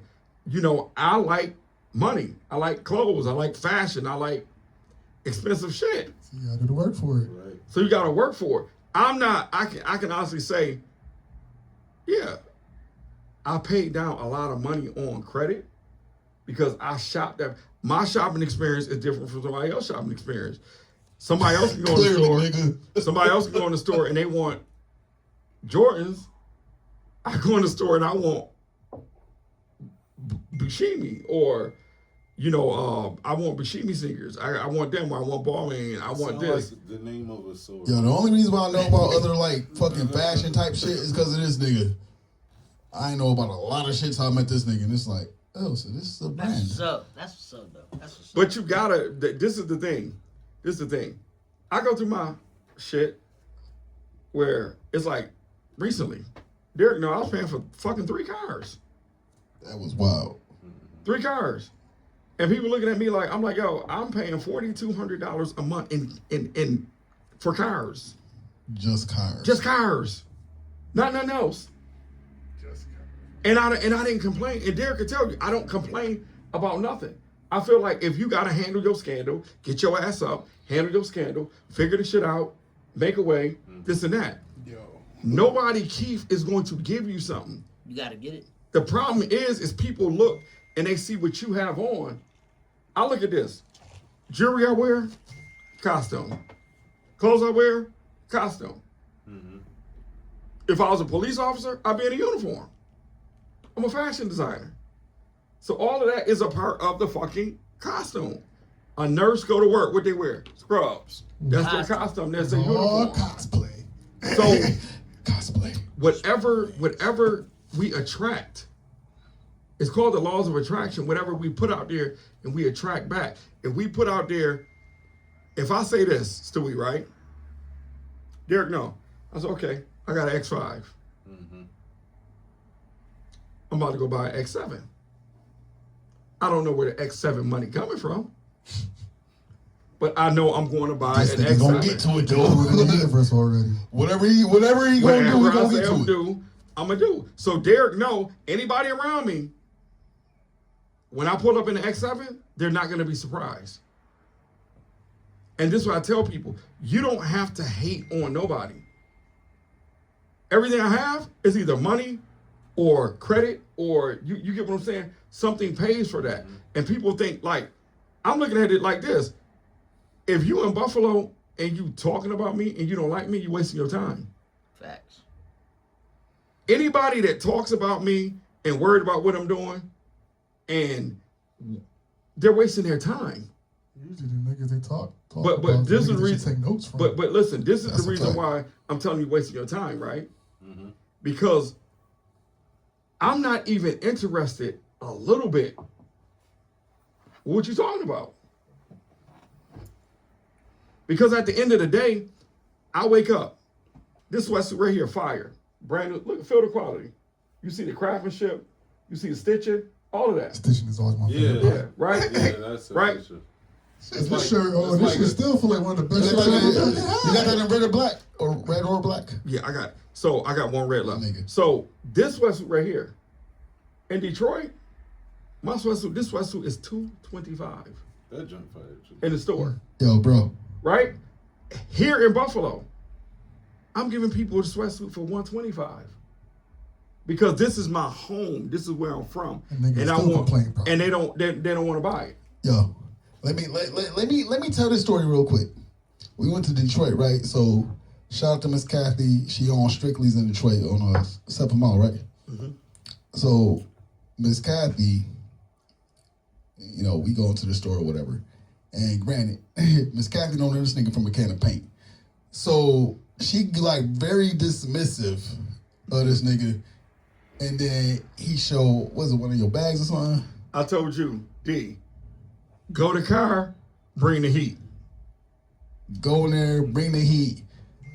Miss Kathy been family ever since. We go in the store, right, trying to set up the account. She like, oh, this nice. They ain't coming here. Dismissive Oh, as fuck. this nice. Ain't coming here. Oh, this nice. Ain't coming here. I told D. I said, yo, D. He said, what? Pop the trunk, go bring the heat. D went and popped the trunk, came back with the heat. Miss Kathy said, this your shit? I said, yeah. She talking about, oh, bring this shit and put it up in here. This shit hot. Like, yo. Shout out to Miss Kathy. What did Yo, he we gotta get come Miss back Kathy with and a verse? Canelo suit. No, D came back. Canelo. Came back with a hot rap So, verse? no, but see, D came back with the heat. See, it's Then he came back with a bottle of hot sauce. but see, the craziest shit is, remember we drove up to New York to pick up all them bags. Yeah. Right. Me and D doing inventory. I opened up the box. Stewie, this is real shit, right? Oh, I believe. Right. I opened up the box. I was like, what the fuck is this? I done had shit made that I didn't even know I had made. Yo, man, I opened up the box. D was like, The fuck is this? D was like, That's the heat. no, because the shit was, D was like, you ain't know you had this man. I'm like, what the fuck is this? Well, show how much this nigga mind be working though. That's what's up though. Because that's I a great be thing. always, like, the thing about it is that my mind is always ahead of me. So sometimes it's hard to like turn it off because I'm like sleep. But right now it's Friday, right? But I'm on Tuesday. Next week. I'm thinking about money Tuesday, Wednesday, Thursday, Friday, and next week. So I'm thinking like this. Today is Friday. I'm on Tuesday. I'm traveling on Friday next week. I need to be back for my daughter's party next week. So that's what I'm thinking about. The thing about what we do is that we have to always remember, it's like, I come in the studio, the Stewie studio, right? Everybody has to start from the bottom. You just don't work your way up in 1 day, 2 days, 3 days, right? When I looked up and looked at my inventory, when Derek went with me, we went to New York and we picked up the shipment. I had over $100,000 in bags that I paid for myself. Mm-hmm. And that money came from bartending, teaching school, selling clothes. That money came from doing whatever I had to do. Like, Derek could tell you, I'm working at the school. I don't leave the skating rink until 2 o'clock on Monday morning. I got to be in my class at 7:30. I grind. I get in my class, I got a bunch of unruly ass teenagers. Yo. You know what I'm saying? As he's drawing up designs, I got a bunch as of he's drawing up unruly ass designs for teenagers. some other shit. So we in the classroom, I'm sleepier than a motherfucker. They buck ass while I got all kind of drama, 7 o'clock in the morning, I'm hollering, screaming, cussing. Wait. You got mad stuff to do, and one of your jobs is to choose to be a teacher? Like, why would you do that? But you know what? You like, I know I'm mad I busy. bumped into. Let me deal listen. with some kids No, real quick. That ain't I mine. bumped into But that. why would you want to do that? Niggas doing side quests. That's the worst one. But wait a minute, I bumped into that, right? I'm gonna tell you this. I bumped into the teaching shit, right? That's that reason.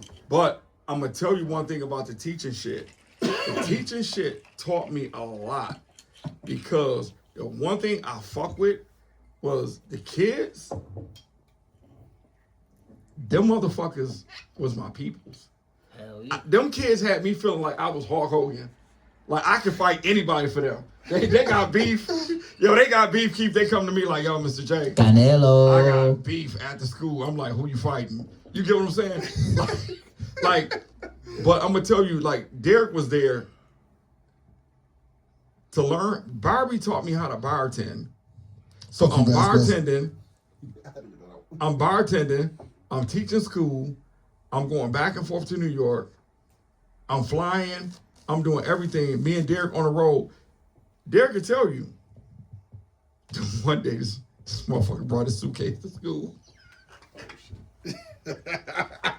We was going out of town like at 3:30 when the school, we got out of Closing time.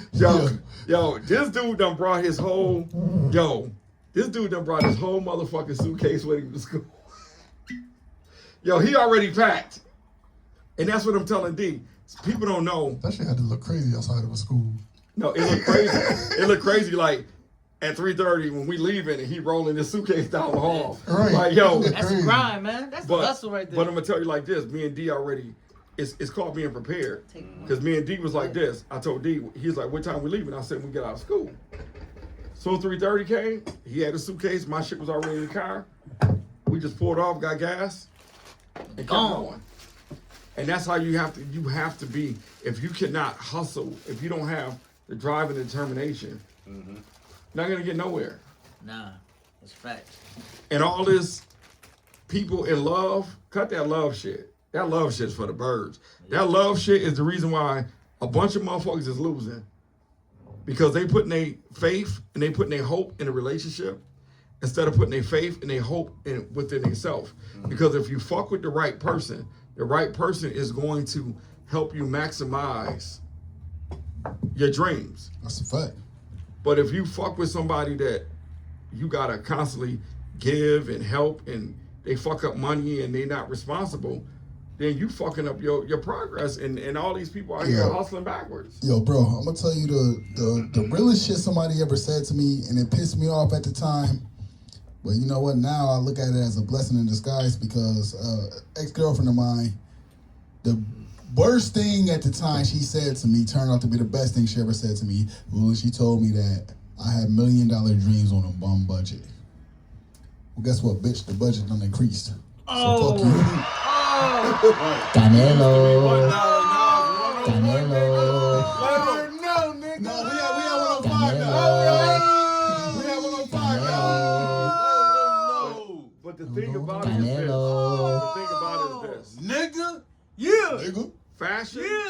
Fashion, I don't care what it is. When I started my bag line, Derek was there. I didn't have $1. Y'all wanna know how I started my bag line? came up with a master ideal. Chicks will tell you. My main base is females. Shout out to the ladies Right. that Who buy support Matty everything. Ross. So, all the ladies that support Matty Ross, my main base is females. And I have good credit with the female base, right? I wanted to start the bag line. I had $0 fucking dollars.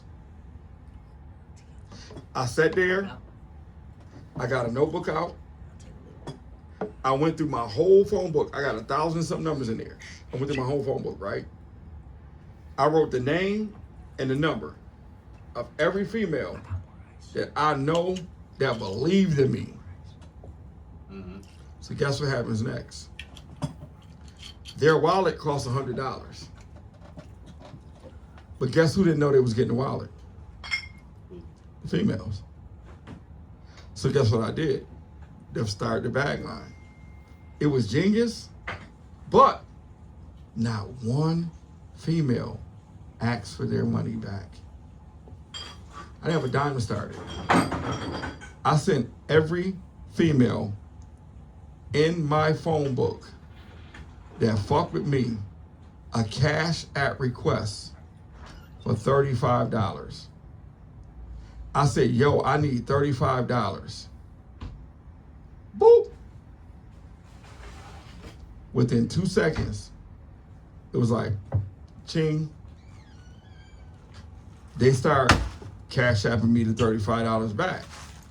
And when they cash at me the $35, I returned the text message and said, thank you for your deposit on your new wallet. Yo. So she go pay and called me and was like, Stevo, what fucking new wallet am I buying? I said, the new wallet is coming in. And this is the honest God truth. When them wallets came out, I had a list of 100 females. You know, every one of those females paid the balance on their wallet. This is why I know where my blessings come from. And I know, like, the women are, like, responsible for a lot of Matty Ross success. Because how could you ever blindly send somebody a text message and say, yo, I need $35. They send you $35 back because you Stevo. And then you text them back, thank you for your deposit on your new wallet. Yo, bro, this for the ladies. Canelo. Oh shit! What? Right. Canelo. That's for the ladies. Hold on. Hey, yo, Steve. We gotta get to this before. So Get to that. That ladies is always gonna support. So hold on. So broski, you know we got you on the podcast. So what else you got going on besides the autograph signing with Stevie? Yeah. And yo, hold on. You gotta tell everybody how you met Stevie though. Oh yeah. Okay. So when Stevie played for Buffalo, we had the same name. Same exact name. He's Steven Johnson Jr. I'm Steven Johnson Jr. Spelled the same exact way. Never met him. When he was playing for Buffalo, everywhere I went, doctor's office, different random places, people were like, oh, you're Steven Johnson. No, I ain't him. I'm the other one. So Y'all look alike, huh? one day, These I'm niggas driving love down. dreadlocks. One day I'm driving down Ferry, and this is after he had left playing for Buffalo. And I rolled by, and I was like, "Damn, there goes Stevie Johnson." Like plain as day, he's standing in the middle of the street, going to the Boys and Girls Club across the street. I do a 360. I turn around, I pull up. I was like, "Yo," and he's like, "What's up, bro?" And I was like, "You know, we twins, right?" And he said, "Wait a minute." I said, "Yeah, that's me." Because we had heard about each other, but we never met each other. And he was like, "Yo, get the fuck out of here." Like, yo, I finally, so I had just left storage and I had a car full of merch. I had to go mail out. And he was looking at the merch and he invited me. He was like, "Yo, bro, like come to my hotel room later on," him and his brother Rich. And I went up there. And to be honest, bro, like, me and Stevie been rocking for like over 3.5 years. We've never had an argument no such argument, no nothing. Like, it's like, if I'm the left side of the brain, he's the right side of the brain. Like, we can fill in each other's sentences. Derek done been around us. Like, it's weird. Yo. It's really fucking weird. Because we just fill in the blanks for each other, and the shit is weird as hell. Because it's like, yo, how do you leave a house and go meet a nigga that got the same name as you? Yo, for same real. exact name as you. And shout out to Rich, man. Rich don't get enough credit, man. We gotta give Rich a Canelo. Canelo. Yeah, so, and it was like, you know, the one thing I will say that Stevie is a solid person, because there was people here in Buffalo trying to discourage him from working with me. Mm-hmm. And people with grown-ass men was calling him, like trying to discourage him from working with me. And Stevie was like, yo, I'm a grown-ass man. I work with who I want to work with. I talk to who I want to talk to. You get what I'm saying? I do what I want to do. And I'm sitting up there like, yo, the hate be so bad. Nigga just projecting jealousy and shit. And it's sad that it come from grown ass men though, like. But it's coming from grown ass men. It's not coming from kids. So, you know, when Stevie or the like, females. Yeah, or the females. So Stevie like, yo. I don't care what nobody's talking about. Listen, that's how I feel. About my whole thing is this, right? My whole thing is this, and I'm gonna be honest. It took me too long to think that way, though. And that's why we're the Nerd Boys, and that's why we all. I hate it took That's me why we so all long click to though. get here. That's why we all click. But this is my thing right Don't here, care. right? This is my thing. This If you know me and you know where I come from, and you know my parents, if you knew my mama and my daddy, Lulu, shout out to Lulu. listen, I was raised by straight wolves. My mother don't give a fuck. She gonna stand in your face and gonna tell you, I don't fuck with you. I don't like. She's not gonna say it from across the street. Yo, Stewie, can we get for Canelo. Yep, you already know I was about to ask for So it. when you like my dad, my real dad was a gangster. My stepdad who raised us, he ain't take no shit. So I come from a household that they just straight up. And a lot of people never had that. I came from love. My parents loved me.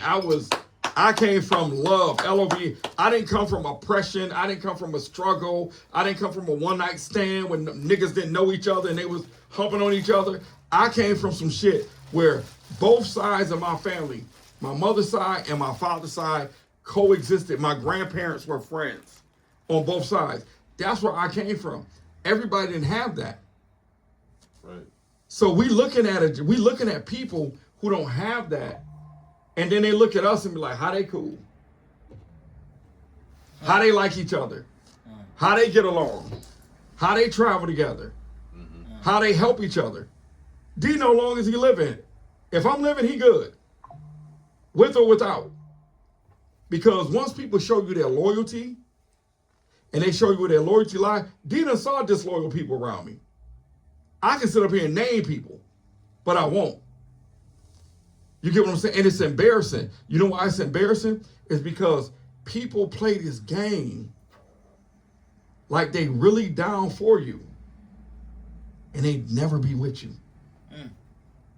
We all know that. And that's exactly why this circle right here, this is why this shit work, because this has been my best friend almost 30 plus years.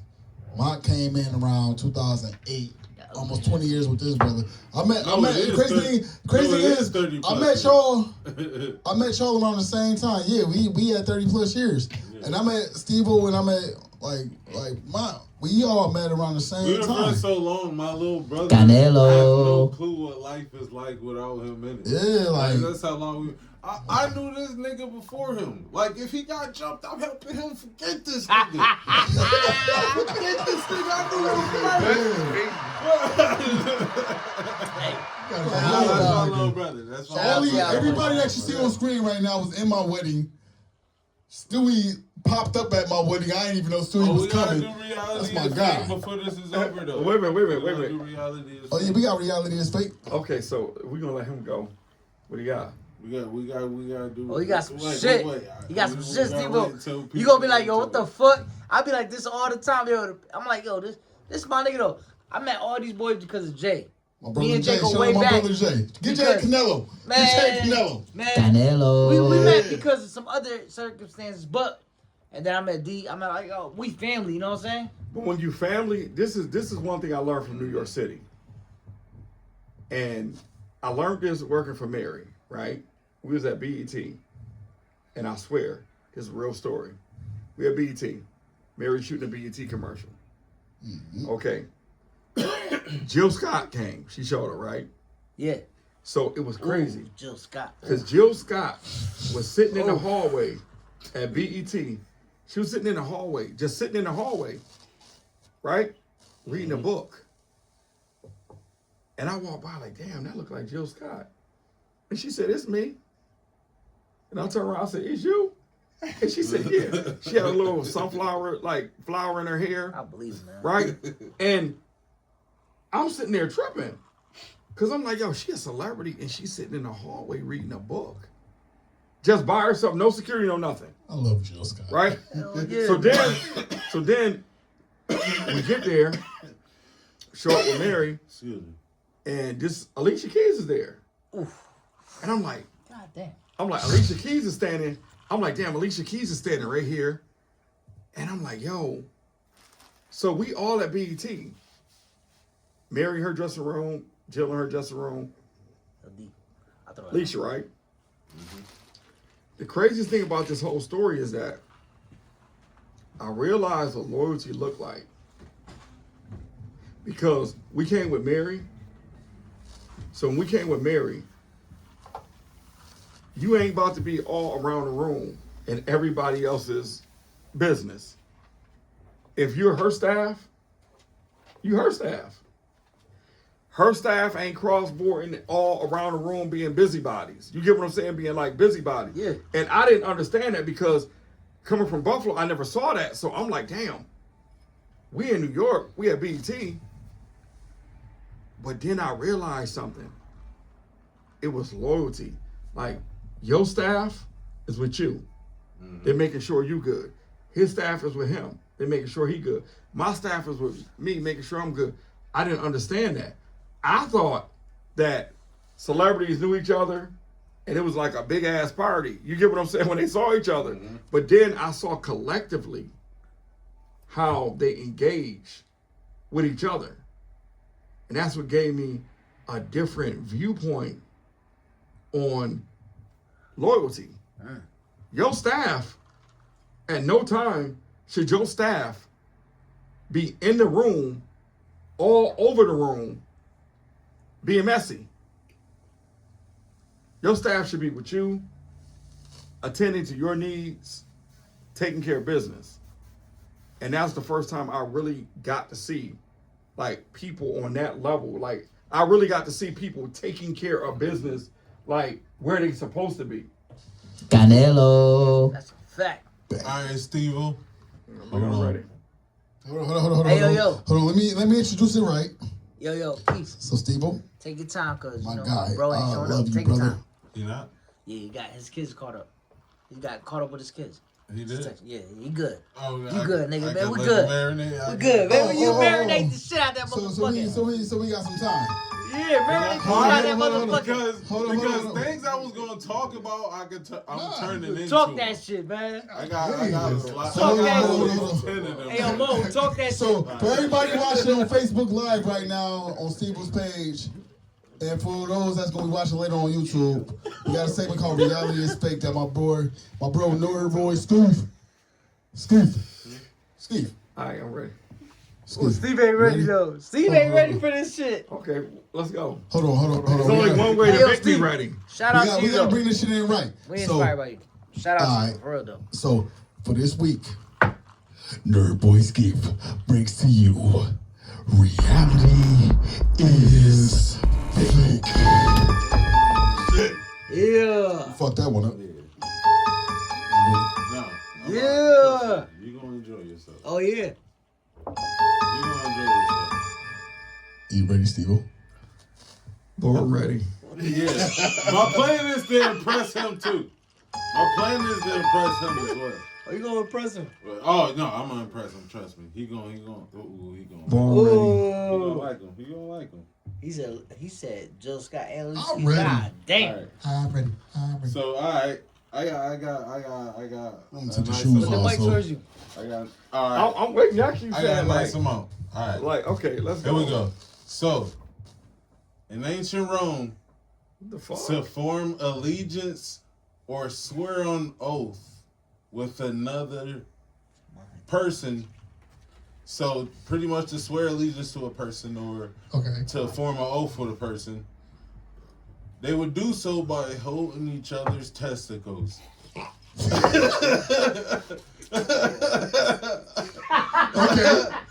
As a sign of trust. Which is where Canelo. the word testify comes from. What? The word testify comes from touching a nigga. So testify comes from touching another man's meat. All right, put your hand on his balls. Yeah. Do Put you your hand swear on to it. tell the truth, the whole truth? Ain't nothing but the truth, so I hope you balls. Testing is testing. Is that where the word test came from too? Like you taking a test? Like niggas testing each other? Did you chat GPT this? No. I actually, He says he did some research. Research this shit. I actually do research and stuff. Now No, you I'm stay on- off the computer. Look how write it. Look how fine handwriting is. Yo. Hey, yo. Canelo. You niggas be writing the Constitution when you fucking My write boy these is things. wild though, man. So hold on, explain that one more time. So, No. We about You to don't even form explain that allegiance again. tonight. You don't even explain that again. I knew he was gonna say that In shit. ancient Romans, We about to form allegiance tonight. But you don't know about Kiko. It take a Yo, fight y'all out of boys trying to grind. form an oath, bro. Y'all boys trying to Can form somebody an oath? bring me another bottle of Moet, please? This one ain't gonna do tonight. Jesus. we still got Moscato left. So, the next one. Reality is fake. So, the next one. This shit's So, crazy. So, nasty ass burger was actually on DoorDash and the guy ordered from it. Oh, I remember this shit. Oh, I saw It was that a shit. homeless man with a cart, a shopping cart, cooking burgers. The dude actually said it tastes good, and he was up for 48 hours. What did this nigga put in that burger? How did the homeless dude get his burger on DoorDash? A homeless dude was grilling burgers with shopping With a carts. shopping cart, yes. I was done. bro. Look it up.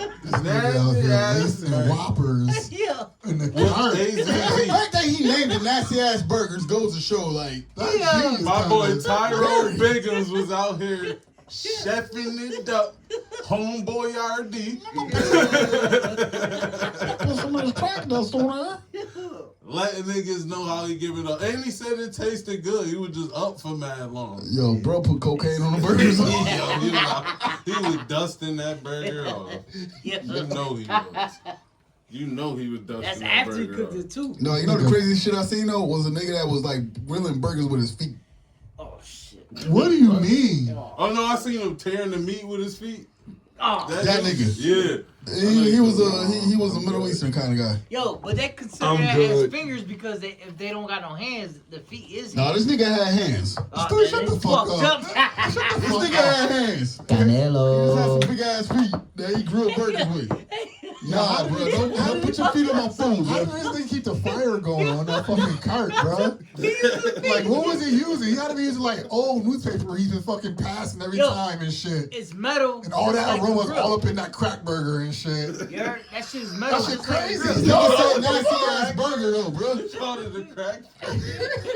That's what it was. That crack dust. Nigga, you out for 72 hours to actually eat a burger? What else would be in that That's shit, cocaine, nigga. What? Yo, he put charcoal right under the chopping. He ain't put no damn charcoal. He can't afford no charcoal. Man, I mean, he Motherfucker had, had 50% I mean, lean if beef. he on too. DoorDash, he could afford something. Cause yo, Stevo starstruck right now. He's like, Steve was like, I'm done with these niggas. Nigga, use no damn time. Like, take me back to the fashion conversations. Nigga chopped off more like a fucking abandoned house. So, a lady hired immigrants for a $10,000 job. goddamn. And on the last day when they was I remember this shit. She called ICE on them niggas. So she had to pay that shit. Which, if I was a selfish man, I'm sorry if I laughed at the that's fucking ingenious as fuck. You know what? Fucked up, yo. You know what? It makes sense, though. Your ass have been gone. Don't worry about it. I'm from Colombia. No. Yo, America loves me, man. We good, man. Don't raise the stereo. You Americans love me. Yo, Yeah, we fuck built, that. we built like my, Rey Mysterio. We, ain't we paying built you today. Miami, man. We ain't paying you today, Stu. You call it ICE. We built Miami, bro. Stewie looks like Rey Mysterio, but you will never see Stewie Slays. Okay, can we get to something more? Wait, no. This the segment. You gotta let this nigga cook. You gotta You gotta let this nigga cook. So next one. So December 5th, 1664, a ship sank off the coast of Wales in the Menai Strait. 81 people on the ship died. Only one survivor, and his name was Hugh Williams. December 5th, 1785, a ship sunk the exact same spot. Everyone died except one person. What do y'all think his Same name? dude. You? Hugh Williams. Who this nigga? Fuck, is he a time traveler? August 5th, 1821. The Happened ship again? sank in the exact same spot. One survivor. What's his name? Hugh. You. Hold on. What's that movie? Is it the same dude? I'm done. What's that No. movie? 1664, 1785, Oh, okay. 1821. Nope. No way. This is, what the So, fuck is so, that? yeah. Procreate this shit? So That's after more that, than 100 years old. August 19th, 1889, a coal barge sank. Same exact spot. This time, it was only two survivors. What do you think those two survivors' names They are? both had the same name. Hugh Williams. Yes. Yes. That's I'm the done. exact So same shit, as long as your name Hugh Williams, you good. Hey, That nigga was collecting They were souls, probably man. time travelers, and then the only reason it was two because they so stupid they bumped into each other. They're like, oh god damn it, boss gonna be hot. this where fucking Unbreakable writing came from, nigga. He's stupid. Niggas getting the fucking accidents in the fucking. Do you think it's can swim well or some shit too? Wait, I haven't thought about that. Yeah, facts, all right. All these niggas are Yo, these niggas did what Rose didn't do with Jack. Let that Both motherfucker niggas on the door. They had the lifeboat. They had the only lifeboat on the ship. Yeah. Nah, they murked all the motherfuckers. That's all that. They worked them on. Yeah, They that was worked them Cuban-like on, thinking. That was Oh, what my the God. They fuck worked is them going all, on? man. But if I'm going Remember that show Beyond Belief Factor Canelo. Fiction? This is the version of Beyond Belief Factor Fiction, and everything is all fact. Right? Who is this other niggas on the boat? Yeah, that was like assassination. if I know we going on the cruise, before we go, I'm officially changing my whole family name to Hugh Williams. Hugh Williams. And then we on the cruise. We out. You just here look y'all We done. gonna be rocking. I don't care what happened. I'ma know I'm good. I'm Hugh Williams, Then nigga. it be just your look you all Talk to done. me nice, nigga. I'm Hugh Williams. I'm Hugh Williams. I Talk will to me nice. destroy you. You try to talk to me like I'm not Hugh Williams, nigga. You don't destroy shit. And then the nigga that's a body name be Keith Davis. This is goddamn right. So I got another one. It ain't you. Okay. what's the I next? got another How one. many Hugh Williams is in the ocean though? We don't know. So, this guy named Maxwell Chikumbazu. I can't pronounce his. He from Zimbabwe. He's from Zimbabwe, so it's, I think it's pronounced Chikumbuzo. So he actually created a generator that does not use a power source. The generator basically creates free energy using frequencies from the atmosphere. Where this nigga at? Hey, what, my nigga? This Where this one nigga at? you can look all of this up. This one generator can power 300 homes. Yeah, though. Wow. That's The two scientists actually was sent to make sure he was even telling the truth. And yeah, they found out Yeah, this nigga was. This nigga created a parkour And they killed him that accelerator? day. No. They didn't kill him? No. So they asked him how he learned to do it, and he actually said when he go to sleep at night, he get visions from God of how to do this stuff. Oh, shit. Yep. You got a prophet? He was actually sent to jail multiple This nigga literally got times. spiritual guidance. Canelo. Canelo. This nigga literally got spiritual guidance. Okay, put that book down because this shit is getting weird. That's what we call the reality So- is fake. Yeah. He been to prison multiple times in Zimbabwe, and when he actually came to he been in prison multiple times. They actually was harassing him about how he did it. Is that when he created the Iron Man suit? Shit. So when he came to the bitch? United States, he actually was poisoned and almost died. So he went back to Zimbabwe. Yo, we some fucking crooks. Yo. How we try to kill that nigga immediately? Hold on. That's not we. No, that ain't even. You want to know? That's the America. Nigga, you here now. The U.S. government. You know, That's you the want to know. government, You want man. to know. That's not even the most wildest thing. The thing is, he can't even get it patented because if it defies the laws of physics, it can't be patented. Yeah, that's the government. Well, clearly you don't, because the physicist is here. He made energy from nothing, from pretty much It's from nothing. something. It's from something. Yeah, but There's look, some you can look 'em up. molecule. Look at y'all can look them up. Everybody that's watching, both of y'all. They just don't know what that shit is. If it doesn't pass the Maxwell law of should books, come boots. Guys, boots. I got you. You know what I'm Hey, talking I about. got That's you. why Jiu-Jitsu Kaisen. Reality is fake. Fake. Yeah. So, in the 1920s, there was a Russian professor named Gingrich Ludwig. He was able to have access to the Vatican archives. So the Vatican archives, there's like 53 miles of shells, pretty much with 12 centuries full of European history. Damn. So he's actually one of the few people that's actually documented being able to go in there. So, God dang it. So he was able to go in there, and he went into a section where he seen a book about ancient aliens, and he found something wild. So these books talked about how these star people pretty much came down in like crafts, taught ancient civilizations how to build pyramids, and taught the Mayans and Aztecs multiple different technologies. So all this shit came from Patrick Star from SpongeBob. Canelo. like star, that's what they called them in the text, star people. So, but they would call them star people. Those are stars. They see them come from there, so they would be considered Makes star a lot of people. sense. Yeah.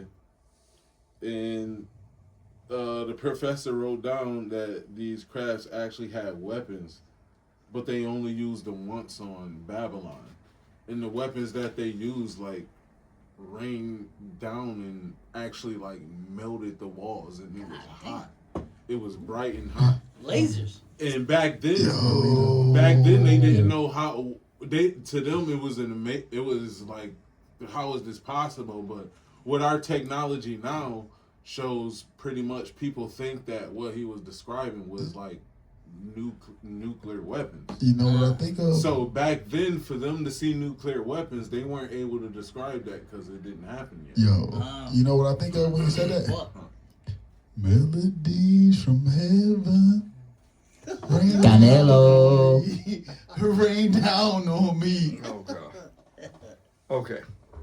Yeah, so Steve was freaked out. Like, I got another one. Let's go.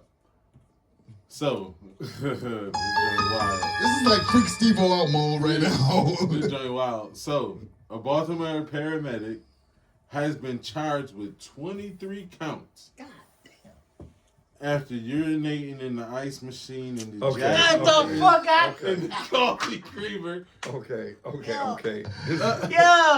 Hey, See, like, this is getting weird. Yo. Go ahead. 36-year-old Christopher. Can we return back to fashion, Carroll. please?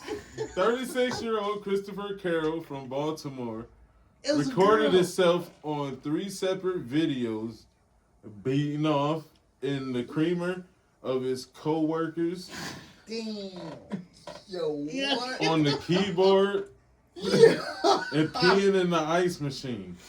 In one of the videos, he's seen beating off to ejaculation into a creamer on his co-worker's desk. He then takes What it and bathroom puts at? it in the employee I need a fridge. timeout. The video then shows him walk to and pee in the ice machine, wipe his meat He was on like the this ice nigga just walk scooper. around My with man his must dick drink out. mad water. Yeah. My man must drink mad water if they don't notice fucking pee in the ice. I mean, if you don't do it, you gonna prepare for it. Shit. Hopefully, you know, some people don't got that common sense though. Oh no, but we was just I was just in the hospital with my lady. You know, Then he uploaded. God He damn. uploaded everything he did to OnlyFans. Oh. After that happened, shit. 16 coworkers, after seeing the video, found out they actually used that ice machine. Yo. Oh, hell no. 16 coworkers drinking. He only facing 10 years if he get convicted. Are you kidding me?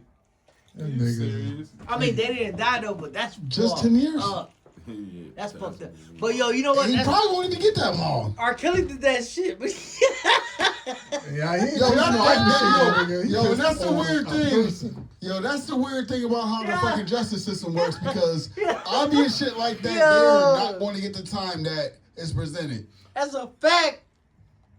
And I got a question. Why is ghosts always like regular people? If everybody died, why ain't no caveman ghosts? Where the Caveman and ghosts. Neanderthal ghosts at? We don't know what caveman is though. Reincarnation. But we should see some other kind of ghosts, right? I mean, Reincarnation. we ain't died to see Where the ghosts yet. dinosaur ghosts? Where the dinosaurs? It's right in front Where of they me. go? He laughing like a Too motherfucker bad too. your edge up is behind you. That's a ghost too, man. I see the shadow too. Look at it. No.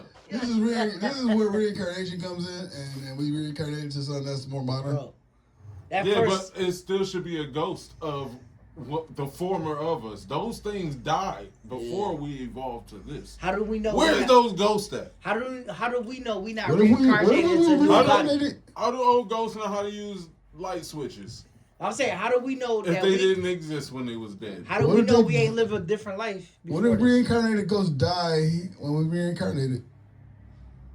Yo, how do we know we not repetitive life? We don't. We don't know because they say they. that Well, shit is actually, white. we kind of are. Yeah, I love this The shit. energy is not destroyed. It's just basically recycled. I'm just- Neanderthal yeah. ghosts. I'm just. Do, I'm not wait, saying is ghosts. energy destroyed after a certain amount of time? Because ghosts from the Civil War and Yeah, all that it's show just up. transferred to something else. But and no becomes something Neanderthal else. ghosts show up. That's all. I don't know, man. All I know is, shit.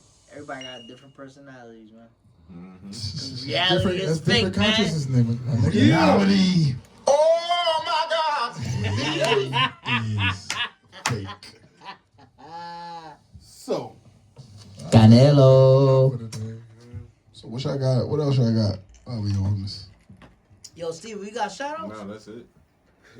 Shiesty, Robbie, Gucci. Yo, Tie the nigga up he and all want- that, but he Gucci want to ain't, get out of his Gucci ain't contract. snitching, no. you want to get out of Gucci ain't his contract? snitching. Yo, but yo, just like just like a lot of people said, how dumb is these young niggas nowadays to be recording shit or knowing that surveillance It's is going for the everywhere? fucking clout. And now, yo, and like They're stupid. They do Exactly. everything to be seen. like come on, man, like Yeah. I know we about to do life in jail, life in prison and Yeah, shit, fuck but it. Oh, let's we gonna record do this it, shit. yeah. Like, Like, nigga, what? come on, man. And what these niggas expect? He Nigga could have name wanted is- he could have wanted that shit a different way, The man. nigga name is Pooh Shiesty, not Pooh Mr. Nice Man. Exactly. Yo, what the fuck you think is gonna happen with this Yo, nigga? Skeif, who's watching And that that- name? and Was that- like, yeah, you getting see that locked shit up he with did with boys. Boosie, man? Oh, yeah. He's And like, Boosie was like, I ain't got. I He don't been know out for what the fuck 6 you months. He talking getting locked up with boys. Yeah, man, come on. It's like, damn, bro, you ain't worried about the crime he did. You just worried about who he locked up with. Boys. He getting locked up with boys.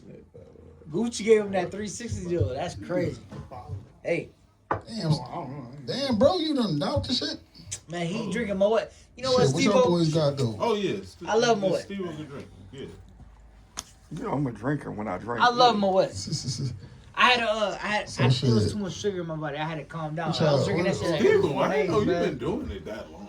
29 years. I didn't know you 29 been doing years. it that 1990 long. motherfucking 7. 1997. What? You do that shit You been once a doing week? it that long, bro? This been a journey of epic proportions, bro. When he mentioned Mary J. Blige the last time I met him, I knew he been doing that shit since the 90s. Like it's like a journey of epic proportions. You do not know how many people, like Derek can tell you, because Derek has been there. How many people that came and went, like literally, like was around and whoosh, was around and whoosh, was around. Canelo. Y'all been around more than a lot of people, because people come and go like that, because they don't have the right intentions. I'm cool till I ain't fucking cool, and 90% of the time, I ain't fucking cool. But people think I'm cool. They think I'm nice, and I'm like, oh no, like today, somebody did some shit, and guess what? I'm not gonna go back and forth with you on what you did. You shorted me money. So I'm not gonna go back and forth and like, oh, you know what? You shorted me money, and I'm not gonna call your phone, and I'm not gonna see your text doing all that message. shit. I'm not doing all that. I was just winning my phone, and guess what I did? Get blocked. Blocked. At that point, you just trust them to I be blocked. themselves now. I Shit, blocked. you know Took what? the L To the next. and kept it going. Right. Cause like it ain't no need. It ain't no need for me to call a grown ass person that knew what they was doing when they was doing it, that knew they was shorting you or trying to short you. They're shorting you. It don't make no sense to calling them to remind them like, hey, Yeah, should not do that shit. you only sent me half the money. But then I looked at the grown ass person. They got on brand new Jordans, sweatsuit, this, that, jewelry, this and that. So you taking a shortcut, right? Guess who you taking a shortcut on? You're not taking a shortcut on you. You're taking a shortcut on me. So she taking a shortcut on me. You know what I did? Did you one better? Block. Done. Blocked. This is a great way out your life. Yeah. So shit, give niggas the rope, they'll hang themselves eventually. Shit, so what y'all got before we get out of here? Canelo. There we go. I just say this. Let me go back over here. Let me say something. Gotta get on the mic, We man. got People broski. gotta get on the mic, man. We got broski. People Canelo. gotta get on the mic, We man. gonna close it out with the broski. Yeah, man. Let's go, Broskino. Stevo. You gotta let him get through first. I'm gonna close out with this, right?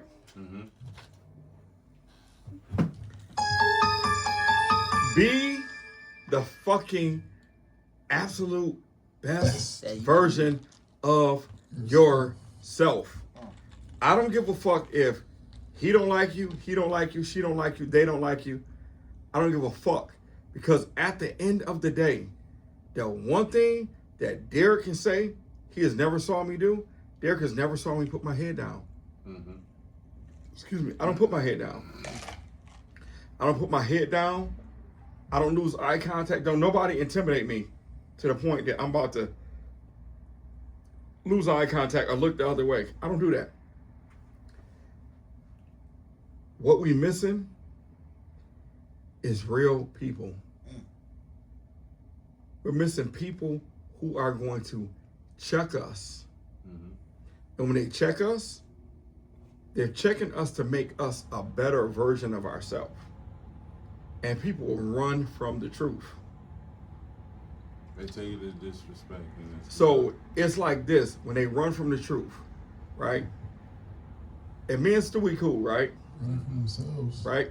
Me and Stewie cool, right? Me and him friends. No matter what he goes through, good or bad, right? I'm going to experience the same thing that he experienced. Because we're friends, we connected, we have energy. You already Right? experiencing your energy. Yeah, so check. Hey, yo, Steve. That's why he don't take his hat off, though. He know that shit receded like this. It's not. It's not. I just don't got a haircut. You know dinosaurs bite, right? for a lifetime, right? Yeah, so and they it's got like- the biggest bite ever. It's like this. It's like this, right, Keith? It's energy, right?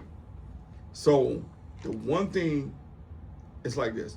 If I see this dude, if this is my friend, I got his back. He ain't got to tell me. We ain't got to explain it. We just know it. If Derek ain't had nowhere to stay, guess what I'm gonna do? I'm gonna go in that Gucci coat, get the extra key. I'm gonna give Derek the keys to my house. Because Derek ain't coming to steal nothing from me. Derek ain't coming to take nothing from me. This is the problem. The problem is that it's too much jealousy, too much hatred, and it's not enough originality and individuality. So at the end of the day, when I walked in the studio, this studio was somebody's dream. Somebody would get up in the morning, they'd do what they got to do, go to jobs, do whatever they got to do, get money, take shorts, pay bills. This studio was somebody's dream. Matti Rouse is my dream. Don't nobody else finance my dream but me. When I'm sitting up scratching, saying, damn, I gotta pay for 3 motherfucking cars. That's $4,200, not including rent, right? Ain't nobody doing that with me. When Derek was down and the chips was down, I'm not, as a friend, gonna leave you down. I'm saying, come on, Ma, let's go. Come over there, get my, pack your shit, throw some shit in the bag, let's go. I don't give a fuck if you ain't got no money. Because if God bless me to have the money, right? Money is to be shared. It's not to be hoarded. And you know why a lot of rich people kill themselves? Because they don't realize that. You have a lot of rich people, a lot of multimillionaires, and there's people in their immediate family that are struggling. And I'm not saying that you should give, like you should walk away, like you should walk up and people just hand out money. No, I'm saying like my nephews, they cash out. They Support them. my nephews send me cash out requests all day. You know what I do? I feel like the president, Vito. No. And I say to my nephew like this, bruh, y'all want me to give y'all money, I don't work for it. but y'all don't want to work for it. When shipment comes in, me and D, if I can't figure it out, he figured it out. I'm telling him when the dude was showing us how to tie the knot to the bottom of the what was that? What's that shit called? The wood shit. The pallet. Dude showing us how to tie the knot on the bottom of the pallet to wrap the shipment. He's showing us. I'm like, hold up. Because D ain't here.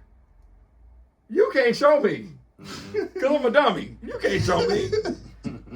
Certain shit I'm dumb. D know I'm certain shit I be dumb. The crazy thing about it, when you show me, I already know how to tie it. Yeah, but certain shit I be dumb too, right? Corner. But I know D will see it and remember it. So I'm like, yo, don't show me nothing. And showing me is like, don't show me. Show D. But here's the thing I'm saying. If we are a team, and it was like 1, 2, 3, 4, 5, it was all 5 of us, 6. It's 6 people in here. And we're a team. Your team is supposed to work in the order of their skill set.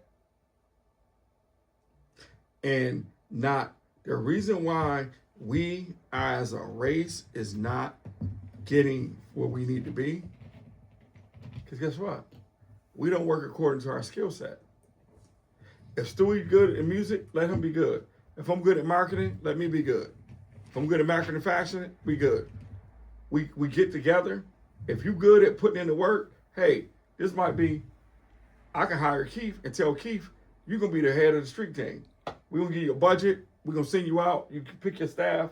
You do that. This is the reason why we are not getting a fucking head because everybody wants to be the head. They say too many chiefs, not enough Indians. And when you want to be the head, it's like this, Mott. It's like me and Mott talking on the phone yesterday. Me and Mott cracking up. But me and Mott is talking about realistic shit. Because me and Mott ain't got to go repeat the same shit other people failed at. Because we smart enough to learn from these motherfuckers' mistakes. These motherfuckers out here fighting for clothes, for jewelry. What did I tell y'all earlier? That's a costume. It's an image. It's an image. I got all these fucking diamonds and shit, all of this shit. I don't wear that shit every day. I might wear that shit once a month, because it's a costume. That's not to be worn every day. I don't want my whole reality based upon clothes, jewelry, cars. You have a BMW. But guess what? When that bitch break, you're going to wish that motherfucker was a Ford.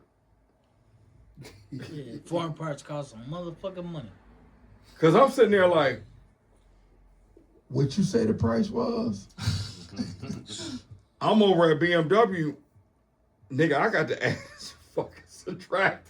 I was in the BMW like, wait a minute, real quick. Let me go outside and get on my calculator. I'm like, yo. This nigga gotta pray about it. This nigga gotta really like. I'm like, yo, because Stewie. Calculating this shit in his head. I want to say this to y'all. It's about brotherhood. Mm-hmm. You don't dog your people. If you love your people, you stand 10 toes down. Everybody ain't the same. We know that. You don't dog your people. If Derek ain't around, I don't need Derek to be around for you to be my brother, for you to be my brother. You get what I'm saying? For me to welcome your brother, or for Stewie to be my brother. If Derek is not around, right, you don't dog your brother. Yo, real quick. He was one of your security at the last mansion party. Yeah. But this is what I'm saying. You don't need your people. You don't need people to dog people. Derek watched. Me and Derek knew somebody stole some money.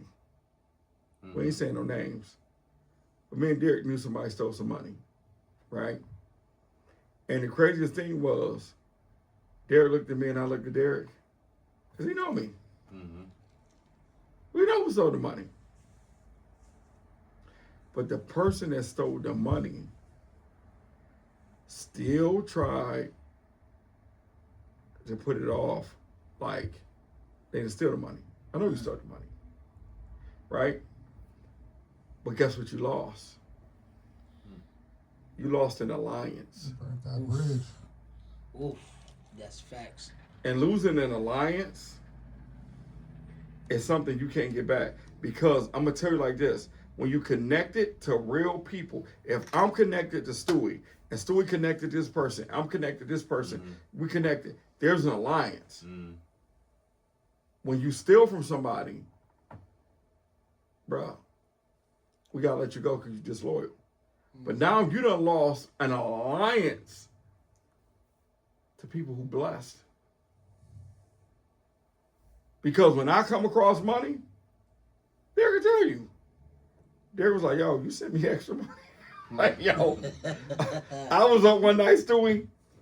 I was cash apping extra money to everybody who was in that motherfucking storage with me. I said, listen, we was in this bitch for 8 hours. We had no motherfucking bathroom, no food. This nigga had a car no that week. Stewie, I'm dead ass. Like, for real. I sat there. That's what I'm sending everybody extra money. Mott, everybody. I didn't give a fuck. Keith, everybody who showed up to help me got extra money. They didn't even know it was coming. Because I'm showing them my appreciation. Because I can't do this without them. That's right. Teamwork is It's dreamwork. crazy because like They didn't even know the money was coming. He like, yo, did you? Yo, me and Stevo been so tight, right? So it be some time when people looking out the outside, looking in, and they be like, "Yo, Steve will making And I've had people ask me like, "Yo, Steve will taking care of you?" Like, "Yo, no, me and Steve will good." Like one thing about Steve, and I always say this: me and Steve will go out of town. I ain't got a dime to my name. You know, and I tell him that, and Steve will be like, "I got you. I got you." Those 3 words, I got you. When I say I got you, Derek, no. Yeah. And I got give you. him uppies when he I got you. Like, Canelo. like, dude, I got you means, this is what it means. I got you means this. You know when we going, we ain't sleeping in the basement. We ain't sleeping in the car. Mm-hmm. We sleeping in A hotel. 5-star. We waking up to continental breakfast. Yo, We it's leaving crazy. out. We doing what we doing. People don't value their people. Mm-hmm.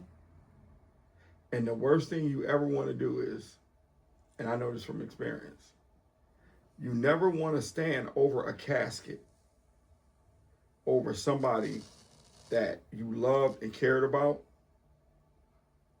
and that you didn't help them the way you should have helped them. Mm-hmm. Because when they laying there, they can't hear you. You can't help them at that point. And I look at all the people that are lost, right? Close people. One day Huck said to me, he said, "Damn, you take loss after loss." People worry about me because I done took loss after loss, right? And the one thing that sustains me is, I tell you, I'm gonna get up the next day, and I'm gonna get up, Stewie, no lie, wash my face, and I'm gonna keep pushing. When I lost my aunt and my mother is two of my best people on the planet, right? Mm-hmm. My birthday was on my aunt's wake.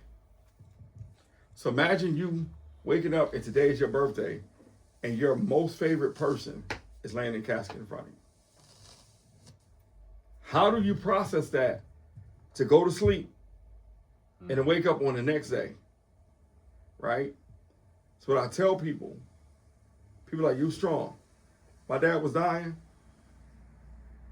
Bruh, he laid back in the bed and he sat up. He said, took a deep breath, fell back, he dead. My cousin was in the room, right? This motherfucker went to take off. This motherfucker damn near bust through the wall in the hospital, right? I should be laughing. Canelo. She went to bust through the motherfucking wall at the hospital, right? Hold your arm out like this, right? So she went to bust through the wall at the hospital. She's like, God damn. right? And I grabbed her wrist like this. And I was whispering in her ear. I said, "Shut up, bitch. You gonna get a turn." Oh shit! Oh Canelo. shit! And she looked at me, right? She looked at me. And she was like, she said, Yeah. She said, "What you say?"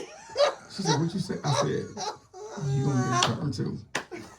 And the reason why I wouldn't let her run out the room, right? Because her mother and father are still living. Mm-hmm. So I'm not letting you run out the room because I'm not gonna let you escape your reality. Facts. So I'm sitting up there like, yo, listen, if I got to go through this shit and I ain't running, Facts. Mine, you with me? Me and mine gonna be like this. Nigga, you see that? That nigga lost. Nigga, he took his last breath. That nigga gone. Mine, look over there at y'all. Look over there. I see. Yo, and this was the craziest thing. And motherfucking Stewie thought I was crazy because I'm like, listen, if I let you run, when your time comes to go through that, you're gonna feel like it's okay to run. You get what I'm saying? I'm teaching you like this. You ain't running nowhere. If I got to stand in this motherfucker, You gotta stand in. you gotta stand in this motherfucker. Mom, where you going? You ain't going nowhere, Mom. You're right with me. Hell yeah. When D told me his grandmother took her last breath, he was in the room, I know what that felt like. Yeah. Because I was in the room, my grandfather took his last breath. I was in the room, my grandfather died, he took his last breath. My aunt, my other aunt, my dad. I was holding my dad's breath. He was last breath. I'm like, this nigga gone. But guess what? Mine. Your ass ain't going nowhere. You gonna be in this motherfucker. Still weak. Teamwork. Last stage of his life. Yeah, Makes but the dream work. teamwork is the dream work. If I let you run, right, you're gonna keep running. So when it's your turn to come, right, guess what you're gonna do? I don't even understand letting somebody run. I don't No. even understand what that means. No, what I'm saying is that if I let you run out this room, I'm looking at my father, he's done. His life is done.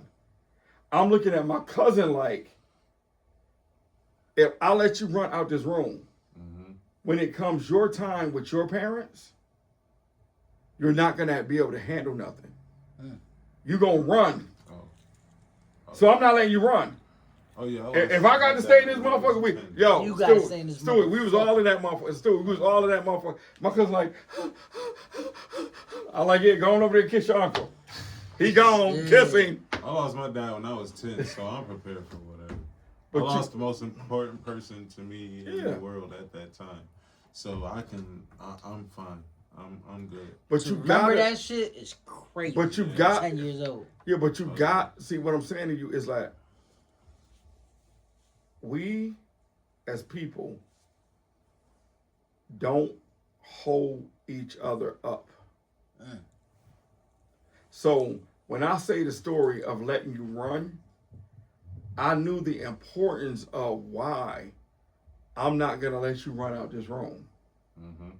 Because if I let you run out this room, when your turn comes, you're not going to be able to comprehend what's going on because you're going to be running from it. And we don't need to run from situations that are difficult. And what I'm saying to you, when you're in a difficult situation, right? We all in a difficult situation. So if we was in a difficult situation in this room right now, if one of us stopped breathing, and we was in a difficult situation, are we gonna open up the door and all of us gonna run out the door? No. We're gonna deal with the difficult situation. And guess what these kids learn? They learn from us. So Stewie, if your son or your daughter, or Derek, your son, your daughter, if any one of our sons or daughters see us running, they're gonna run too. They're gonna run too. They're not gonna know how to deal with difficult situations. And it's a lot of people out here, even in the celebrity world. Oh, that's a fact. Right? Yeah. That they never taught their kids how to survive without them. Especially with their absence. In their absence. And the one thing I've taught my daughter is how to survive without me. Because everything my daughter wanted, people think my daughter's spoiled. She's not spoiled. Sky's go get her. I don't give her no money. Zero money. Because my aunt told me, she said, if you give her money, you have to keep giving it to her. It's an expectation that's it. It's like a... no, you don't. No. You can stop. No. But as a parent, if you start off giving your child money and paying their way out of situations, they're never going to learn how to get out of a situation. Yeah, it's just gonna be harder when they get entitled, and I know that's a hard thing to. That's a hard thing. I feel that's going. Sometimes, because like when you're a parent that wants to try to like being an older parent with younger kids. I'm trying to be able to guide them out of that. But you cannot be their friends. No. I asked my parents to co-sign for me for a car. My mother and my father looked at me and was like, they're not co-signing.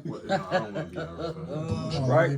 Right. So I said, would you co-sign for a car? I just want to be. They said no. I just want to be able to relate to him. Guess so what, you Stewie? can talk to me. I don't want to be. I came home. When I pulled up in the driveway, guess what I had, Ma? Brand new car. Guess what my stepfather said? He said, who car you driving? I said, my own. He said, where the fuck you get a car from? I said, I asked y'all to co-sign. Y'all said no.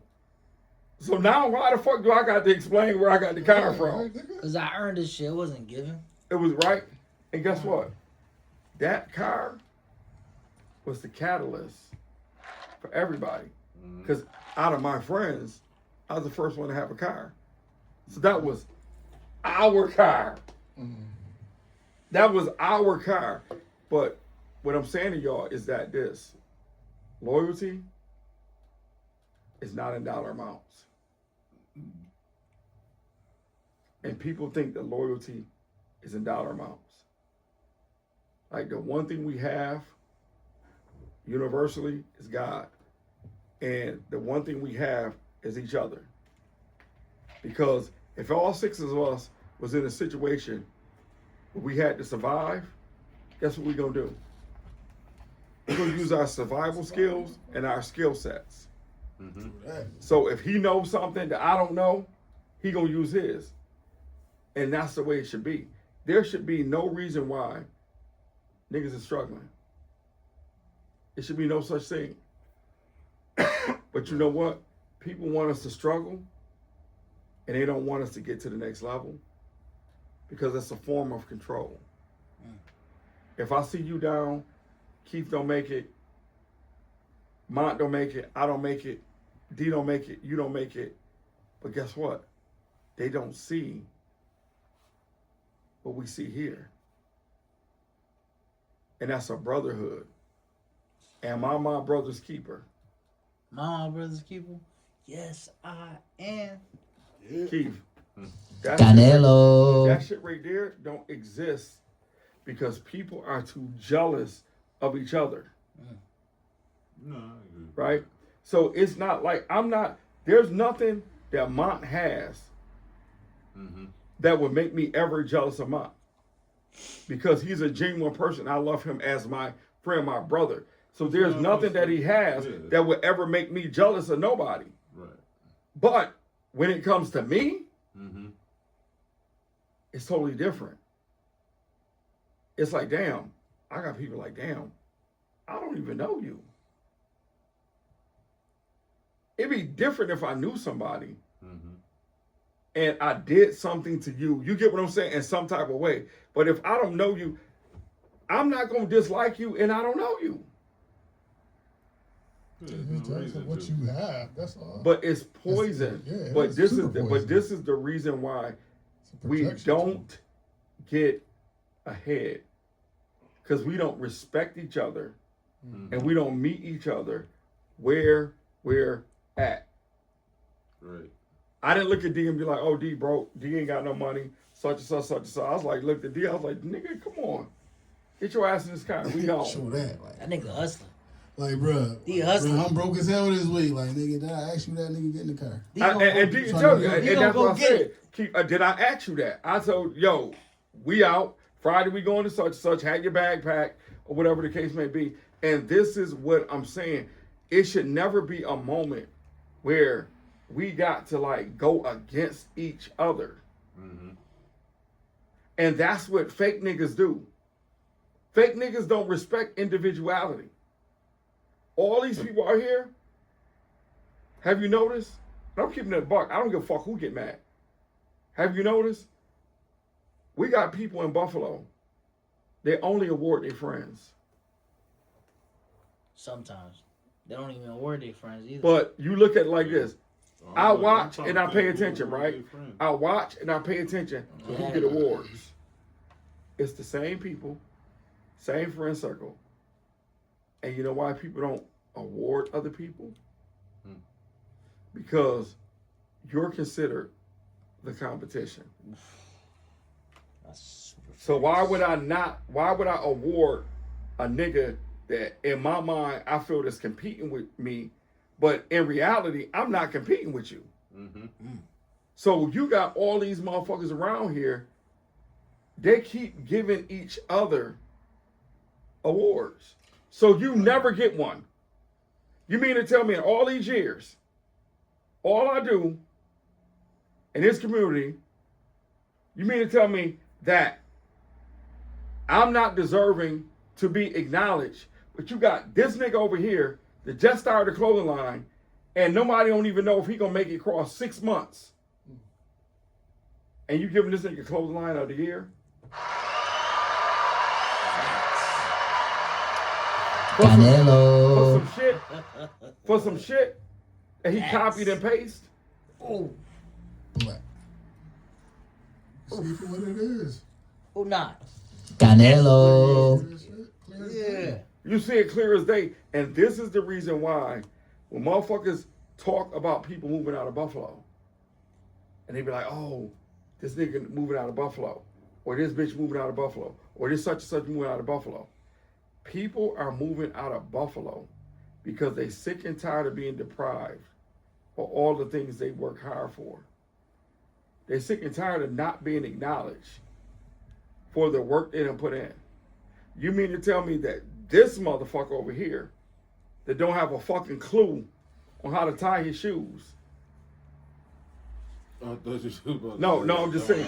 Like a person that don't know how to tie their shoes. Don't have a Like, I'm just. Mr. Take And the when out of the crime. like I'm telling you the honest God truth. Pay attention. And when I look, I'll be like, yo, this is some bullshit because this motherfucker can't design nothing. We know a few like that. Shit. But they giving awards to Stu dressed like the Martin Seance. Look, I'm all black. You know what though? My man was. This is where we know the real from the fake. And this is why, as far as like, you know, Matti Rouse and everything like that, this is why Matti Rouse is going to thrive, because Matti Rouse is not afraid to let everybody else eat. Like, we definitely not on the same, like, even with the podcast and shit, like, we not hating on other podcasts. We are our own entity. We gonna do our thing. We gonna, you know, eat how we eat. We don't mind seeing everybody else eat. And that's the problem. Like, when a lot of cities, like, especially like a city like Buffalo, is like a lot of people don't want to see other people eat. It's like, okay, we want to see y'all do good, but we don't want to see y'all do better than us. Facts. We don't got that mentality. It's just like, shit, if your shit is popping more than us, cool.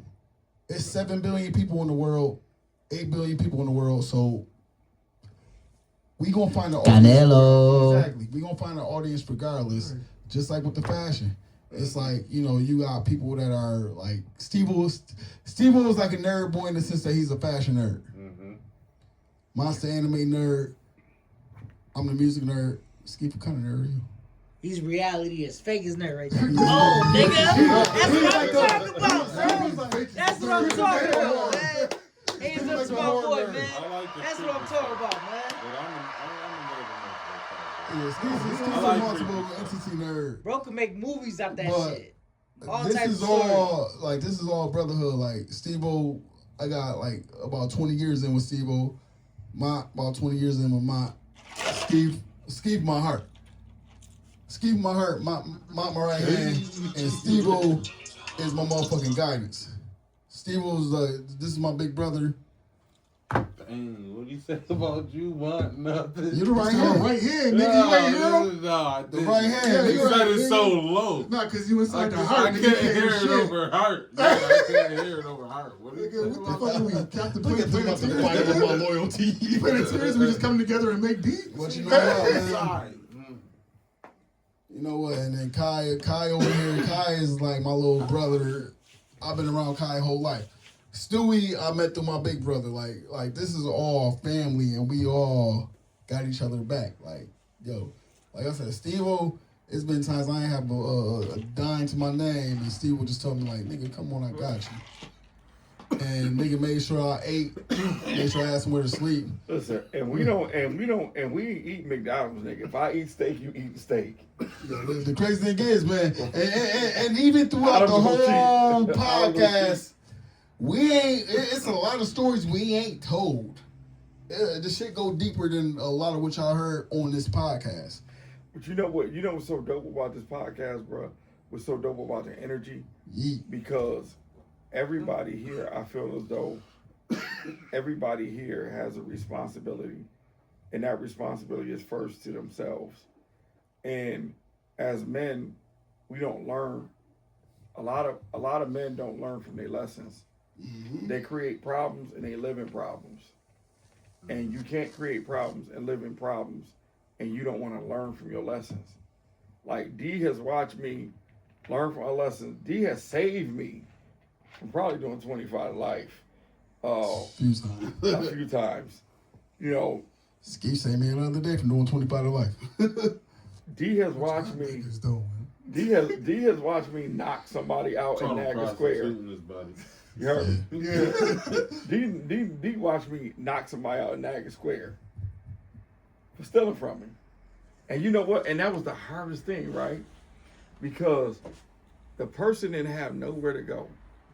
What you mean, back in the corner? Like, no, they didn't have nowhere to go. Like they was fucked up down on their luck. Oh, okay. And I was like, yo, and I told the person, I said, listen, I'm gonna let you stay at my house, but if you're a thief, I'm gonna advise you to say no. Don't bother staying if you're Don't bother stay, because if you steal something, I'm whooping your ass. He kept his word. And he kept his word. D called me like, this nigga got on his blue Matti Rouse hoodie. You get on blue ass? No. What did it look like? It started out because he told me. D was like, shh, take a picture, snap that bitch and send it to me. He told me he gave him a t-shirt. I'm on my way. He told me he gave him a t-shirt. He pulled up. You know what? Yeah. Just know some shit was had. Some shit happened. We ain't gonna speak on it. It's over now. We ain't gonna speak on it though. We ain't gonna speak on it. I feel like Pooh Shiesty kidnapped Gucci. This is nothing like that. I think this is a lot more justified. Just having that under your belt, you kidnapped Gucci is crazy. But you know what? It's cool though. We here now. Give my contract back. We got so much leverage right now. We got so much shit going on in our lives. But you know what? What y'all boys got for the? What else y'all got? We about to get up out of here. I'm done. That was some good ass stories. Yo, you got some. You gotta. I'm ready for the gym tomorrow. You ready for the gym? I kinda am. But we need a part two. You ready for the gym? We need a part two. Shit, yeah. Because there's a whole bunch of shit y'all still don't know. Canelo. Yeah. What you got, Steve? I was entertained.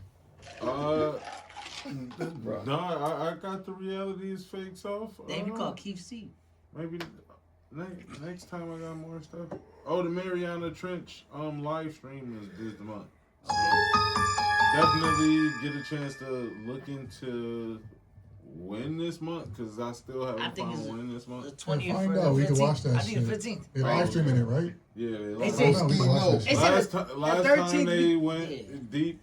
They got pause. They found They found over 100. Our first pause of the night. You know what? No, it was a lot of pauses tonight. We just let a bunch of them rock. A billion of them rock. I'm hungry as hell right now. But yo, what you think? Yo, Right, AI is so effective, right? They What you think about Fuck that that. live stream with the Mariana Trench? Real or ain't do it bullshit? yet. No, I'm saying when they do it, you think it's gonna be real or bullshit? no. So what do they get out of showing us a monster or not showing No, I'm us a saying, monster? are we gonna What believe in it the or world not? Do it change? Are we gonna believe it or not? I can't tell you that AI now. is I can't crazy. tell you that now. I gotta watch it first. Then when we watch it, I'm like, I don't believe that shit. I don't feel things. Yeah, y'all get a better idea on that. I don't think things is wild enough to have to lie about it yet. It's not going to change the way of life. Finding out some things is real. I'm saying now, AI can make it. I can see you lying about Freaking the fuck out about. I can see you lying about aliens because it'll change a bunch of things about religion and everything. They've been doing that since the 40s, right? either lying or not. But just You know, seeing so a we don't bigger know. monster at the bottom of the ocean, it's like, yeah, we never been down there before. That probably was down there. Probably was down there. I can okay. Yeah. That's what I'm saying, though. I'm saying AI is so good nowadays. You know what's real, what's fake. Exactly. Well, you kind of tell what's real and what's fake, but Yeah, you can tell what's real. But now I'm saying they could get AI that ain't shit. that crazy. oh shit, what all y'all AI got? ain't that crazy. What all I y'all got this. I got? don't know what I did with the blue joint. You got anything? No, besides the mirror. Kurt Cobain. Yeah. Kurt Cobain. Nirvana. Yeah.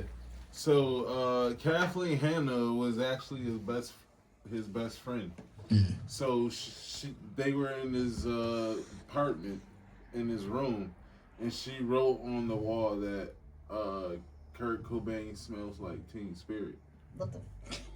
So he looked at it as like it's like, oh, so it's rebellious about like pretty much teens being rebellious with the So culture. is that how that being- song title came about?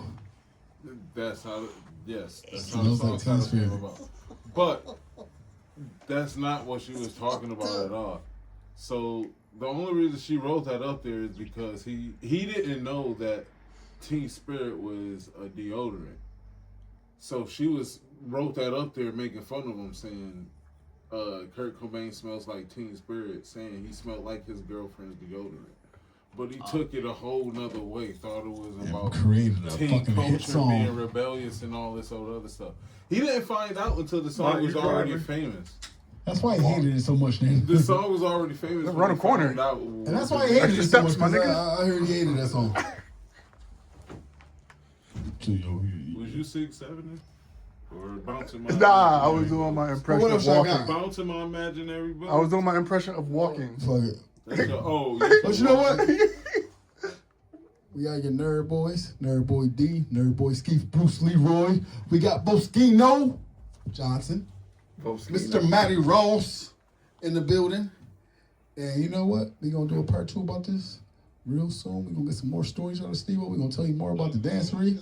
We got another story at Mama Jones' house that we didn't speak on this podcast, but we will speak on it at some point. And what did we do? Steve Make sure you're there. didn't tell half of the stories he could have told. He didn't even tell a quarter. No. But you know what? That's cool. Need some We're more warming content. it up. You know, we can't give them too much. All that. And with that being said, we are your Nerd Boys. Nerd Boys out.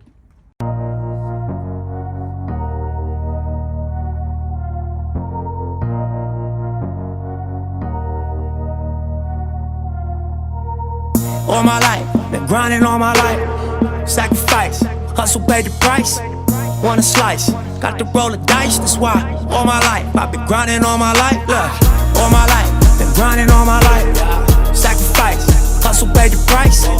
Want a slice, got to roll the dice, that's why. All my life, I've been grinding all my life. Look, I'm married to this game.